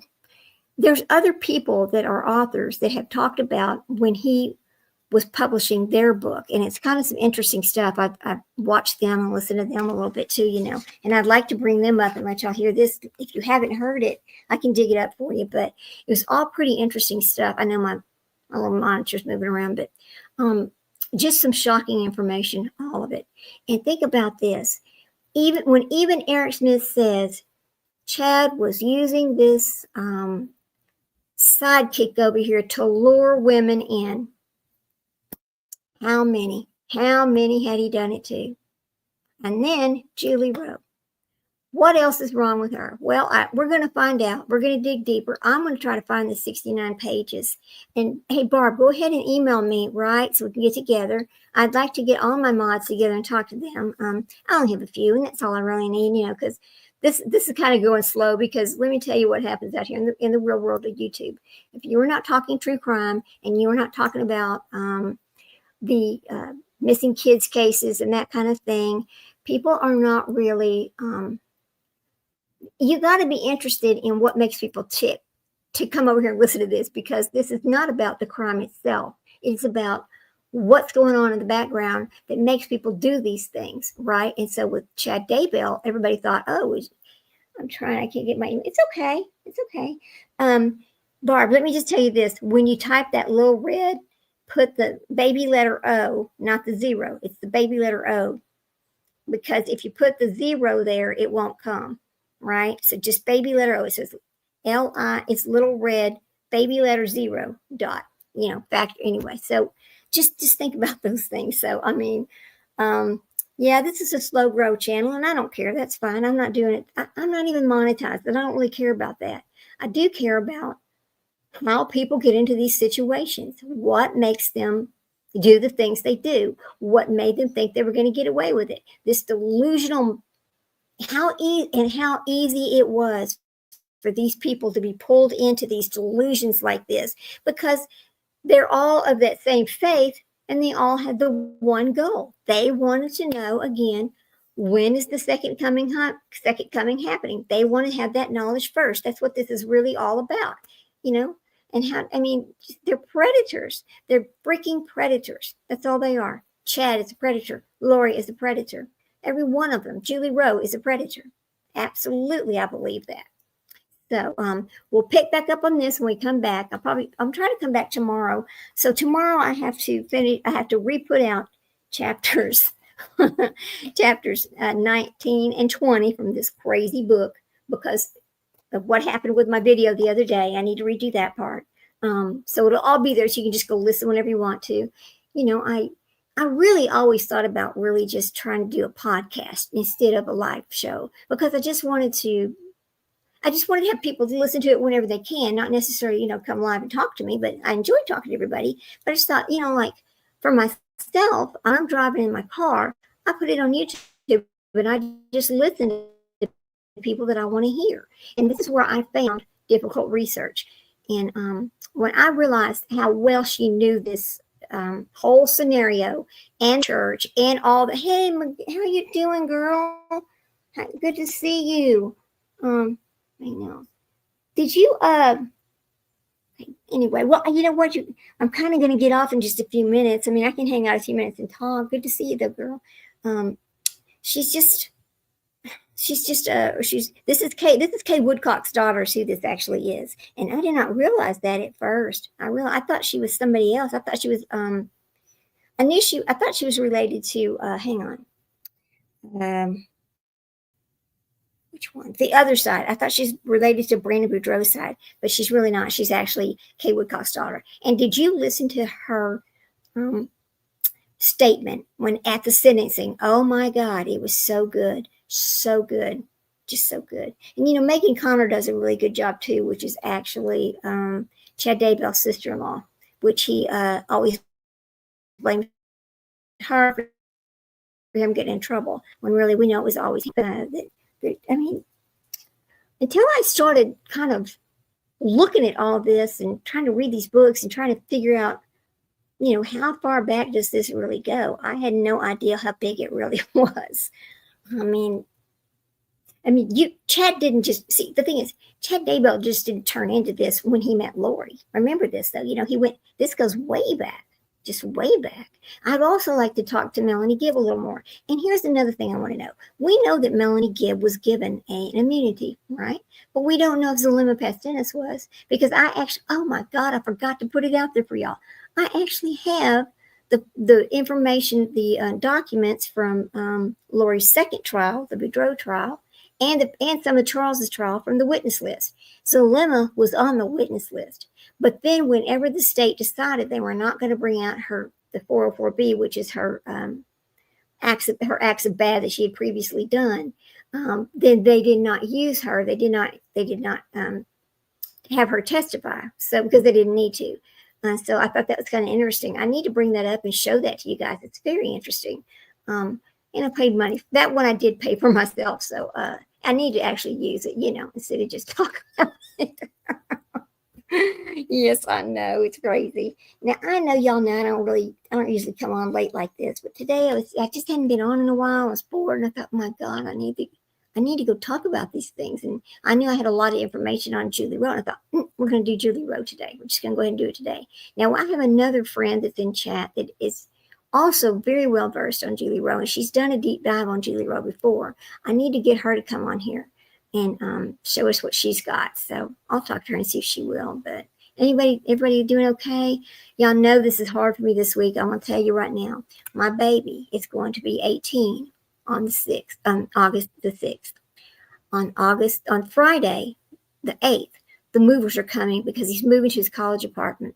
I am so freaking, I'm excited for him, but I'm also scared. And it upsets me so bad because I will not have a baby here at the house. I mean, it's like, that's the empty nester right there. I'll just have my little baby dogs. It's, I don't know how to do this. I just don't know how to do this. It's kind of strange for me. But anyway, it's really bugging me. So I got to talk about it. I got to do other things. I don't cry about it because I will cry about it. Even his, yeah, I can't understand that. Mine is starting. Oh my God, Jenny, I know it's so scary. It is. He's such a special kid, I mean, everybody's children are special. I know that. But for me, he is the gift from God I didn't know I needed. I mean, just put it that way. I know people go, what do you mean by that? Because his brother died in 2013. But he was only 7 years old. And the thing is, had I not had my little baby that's in there sleeping right now, I would have taken myself out. And other people are like, what do you mean? What do you mean? It is that hard when, some people in here know because they've lost their children too. It changes you completely. You don't know how you're going to live, I miss his toddler days too. My God, he was so cute. He was so sweet. He was always so sweet. I'm going to miss this kid terribly. He was just so easy. I mean, he was so easy to raise. Who would have ever thought that, right? Because, others are not quite that easy. But anyway, that's why I just always say he's the gift I didn't know I needed. Because he's the reason why I'm still here, because it was like, okay, God, because here's the thing. People were like, what do you mean you heard this? Okay, please, I'm not crazy. I'm really not. But I just heard this little thing in my mind that said, you cannot do that. I gave you something special. You're going to stay there and take care of it. You promised me. And that's right. When you have a kid at 46 years old, that is special, right? So, that is kind of what, that is why I say what I say, and I'm going to miss him terribly. My God. Oh, no, he's going to University of Texas. I live kind of north of Austin, so he's moving.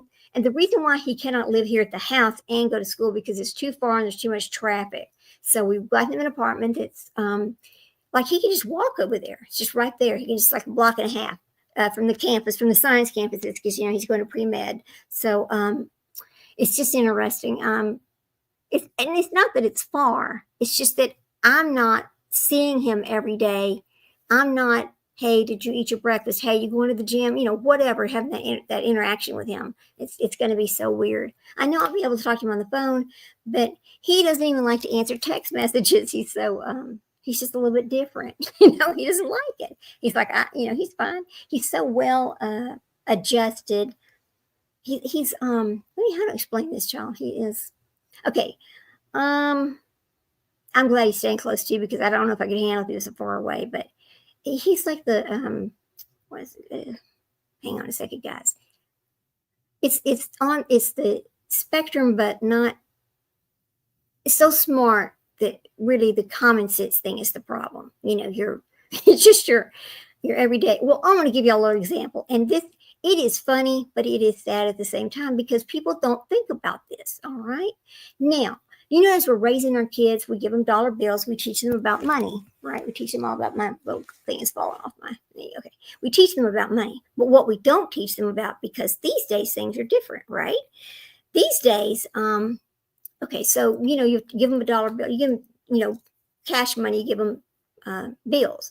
And then they would give change. Well, okay, so I just would gather this change up and just put it in little bags all over the place, right? There's just little bags of change everywhere. So I don't know if he thought that they weren't important. I don't know. So one day I had some bags of change. I was messing around with these bags. I was like, oh my God, look at all these quarters and stuff I have. And he goes, well, Mama, what do you do with change? I said, well, I just put it in these little bags and, put it away. And then someday we'll do something with it. And I said, what do you do with it? He goes, well, I've just been throwing it away. I said, what? He goes, I just throw it away. I'm saying, what do you mean you throw it away? He goes, I just throw it away. It's like, I said, oh my God, child. Now, what's funny about that is we think when we're raising our children that we tell them, okay, this has changed, blah, blah, blah. But we really don't.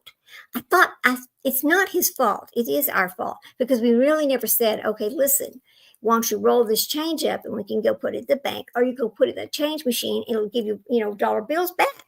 We never said that to him. We just never took the time. We always just imagined his dad is a banker. We just always thought he just knew that it's real money. It's change is real money. It's not just, you don't just throw it in the drawer. We just do it because people don't hardly really use real money anymore, and people don't even write checks anymore. It's usually always a debit card, credit card. So, so nobody wants to carry change around in their purse and all that because it gets heavy. So when I talk about these things with him, it's like Asperger's, this really high performing, very, very intelligent child. It's just those kind of things, it's funny, but it's not funny.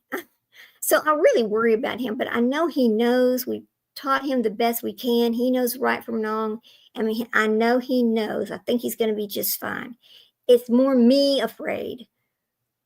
I guess it's just more me afraid, but I just think, I don't know, girl. I don't know how to explain it. I just worry about, I just worry about little things like that, about like, okay, listen, are you going to wash your clothes, or am I going to show up one day and you'll be like, oh, I didn't think I needed to wash them because, oh, I don't know, I'll just bring them home to you. I don't know, girl. I don't know. It's just it's going to be so different, just so different.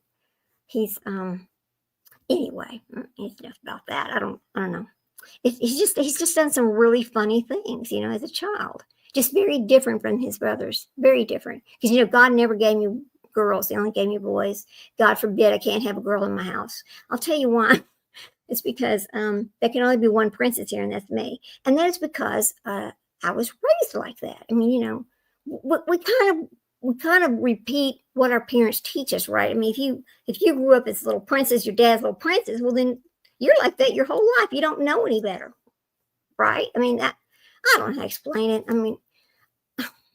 I'm just talking about my life at this point. I know y'all going, so what? Anyway, it's just interesting. The whole thing has just really been interesting with him because he was always just so good. When he's in junior high, every other day I'm taking him and his little friend every other day to the high school. I'd take them they'd go to the junior high. I'd go pick them up from the junior high, take them over to the high school for half a day every other day. And I'd pick them up from the high school and then, take them home because they were taking high school classes because there was really nothing for them to do at the junior high.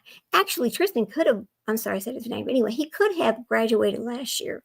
But I thought to myself, he really needed that extra year of maturity because he's going to live by himself. 17-year-olds cannot live by themselves like that unless you emancipate them.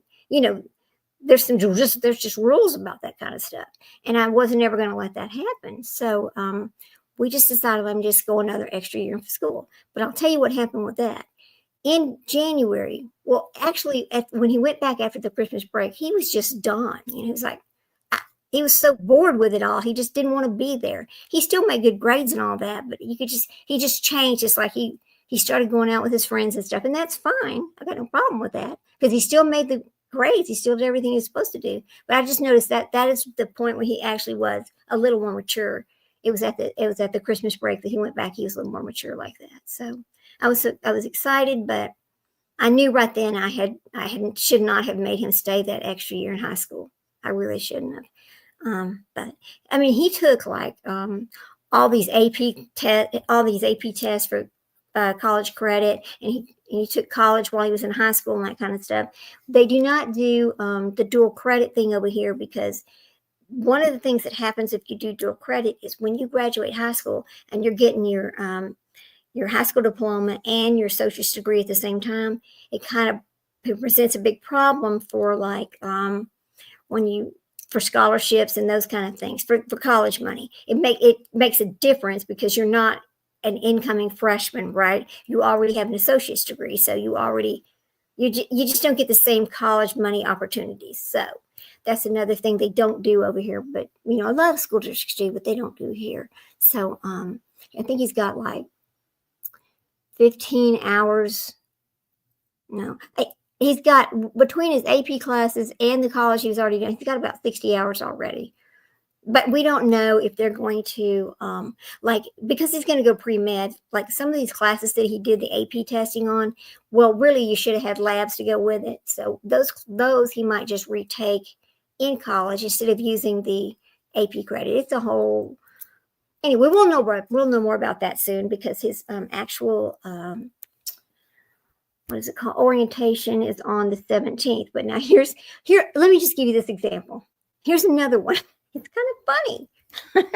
You totally understand everything I'm saying. Thank you so much. Thank you. Thank you. One of the things else that happened was, okay, so he is in the top, 5%. Well, so he gets automatically accepted into a lot of the schools in Texas. But he really wanted to go to either, UT or Texas A&M. He wanted to go to Rice. But here's the deal with Rice. Rice University would have cost $200,000, right? We have one child. So we don't get any extra help because we don't qualify for none of that. And that's okay. We saved money for his college. We did all that. But I told him, listen, if you want me to help you go to medical school, let's just go to like UT or A&M. Okay, so he gets accepted into both, and so he's got to make a decision, right? Well, he makes a decision. He finally makes late in the period of time, he makes a decision. So he's going to go to UT. Well, then they send him some emails and they send him some other stuff about, oh, here's your acceptance and some other things. They send him an email about orientation. This is what he said. He goes, Mom, I didn't think I needed to even read it. I didn't even open it. I already got accepted. What do I need to know? So this is why his orientation is so late, because now he has to do the virtual orientation on the 17th, right? And the classes start on the 20th, because he did not even open it. He didn't think he needed it. I mean, that goes back to that super, super smart, but I don't I know y'all understand. I know you understand. I know you know children like this. I know you do. So it's just kind of funny, but not kind of funny, because when you think about this, we're going to have his meeting on the 17th. He's going to get his class, schedule and all that. And we're going to figure out how many credits he really does have and what he's going to use. And we'll be able to go from there. But that's pretty late in the game, because school starts the classes start on the 20th. But I'm so glad we rented his apartment early, because where he's moving to, it's like the science buildings and all that is a block and a half. He doesn't even have to drive his car. The shuttle bus comes right there, or he can just walk a block and a half across the street. Yes, super book smart. Yes, super book smart. Common sense, not so much. But as he matured this year, it made a huge difference. God love his soul. God love his soul. I know I am blessed to have this smart child that God gave me. That's what I know. So anyway, it'll be all right. You get what I mean? I know, Jenny, it's crazy, right? Right? Because it's people are like, when you talk about kids like this, people are like, they don't understand, unless you've raised one or somebody who has one like this, they don't understand. They're like, what do you mean? No common sense. Well, and some people think, well, it's just autism. No, it's not. It's just, they don't, it was explained to me like they don't think like we do. Like we're over here thinking about, oh gosh, I need to get my nails done. I got to pay the bills, whatever I have to do. They're over there thinking about what number comes next after this series for, whatever. That's how they are. It's just completely foreign from us. I don't know. He's a little math savant. Oh, Lord, I need to quit talking about him. I'm going to start crying here in a minute because he's leaving me, and I don't want that to happen. Anyway. Okay, so it's 1:30. Okay, so y'all want me to... Let me try to get these 69 pages about Jule Rowe, because that's really where the good information is, and I want that, and I'm trying to figure out how to get it, but I just wanted to hop on tonight and talk about something. Anyway, so that's when we're talking about Jule Rowe. So it's almost 1:30. I'm going to sign off, and we'll come back tomorrow. I'll add those other 2 chapters to actually, it was a mess up. I'll be honest with you. It was a mess up. I played, how you play the music in the background so you don't get the strike, because you can get a strike for copyright. But if you play this music in the background, you don't get the strike, right? And you have to stop and talk about it and all these things. Well, the music was just too loud is what happened. So my good friend, Guilty of Crime, I don't know if you ever watched Guilty of Crime, you should. Jay is such a sweet person. Oh my God, I just love her. If you haven't subbed up or you've never watched, go watch. But she came on and she said, hey, I'd love to hear you talking, but I can't hear it. The music's too loud. I was like, oh my God, because I was on my phone and I had no idea, right? I didn't have my earbud in or anything. So I went and turned it down and finished reading the chapters. Then when I played it back, I said, oh gosh, I tried to take the music off. So I put it through this audio thing. I took the music off, but when I did that, the first 2 chapters got taken off. So it starts at chapter 20 and goes through chapter 30. So 21 through 30, but chapter 19 and 20 are missing. So it starts at this really odd place and you're going, what the hell? That doesn't even match up where you left off the other day. If you're just listening to me read this book, like when you drive or whatever, because, like a lot of times, I don't even know why we have Sirius XM in the car. I don't listen to none of that. I listen to YouTube when I'm driving down the road because there's always somebody on that I like to listen to, whether they're reading books or they're discussing true crime or they're talking about, making things, whatever it is. I just enjoy YouTube better than the music. So, and I'm hoping that's what I'm hoping people are getting out of mine. I hope you're just listening to it whenever you can. I don't expect people to jump on these lives and do all that. It's fine. I mean, it's fine. I love talking to everybody, but if you don't have time, you don't have time. I get it. I understand it completely.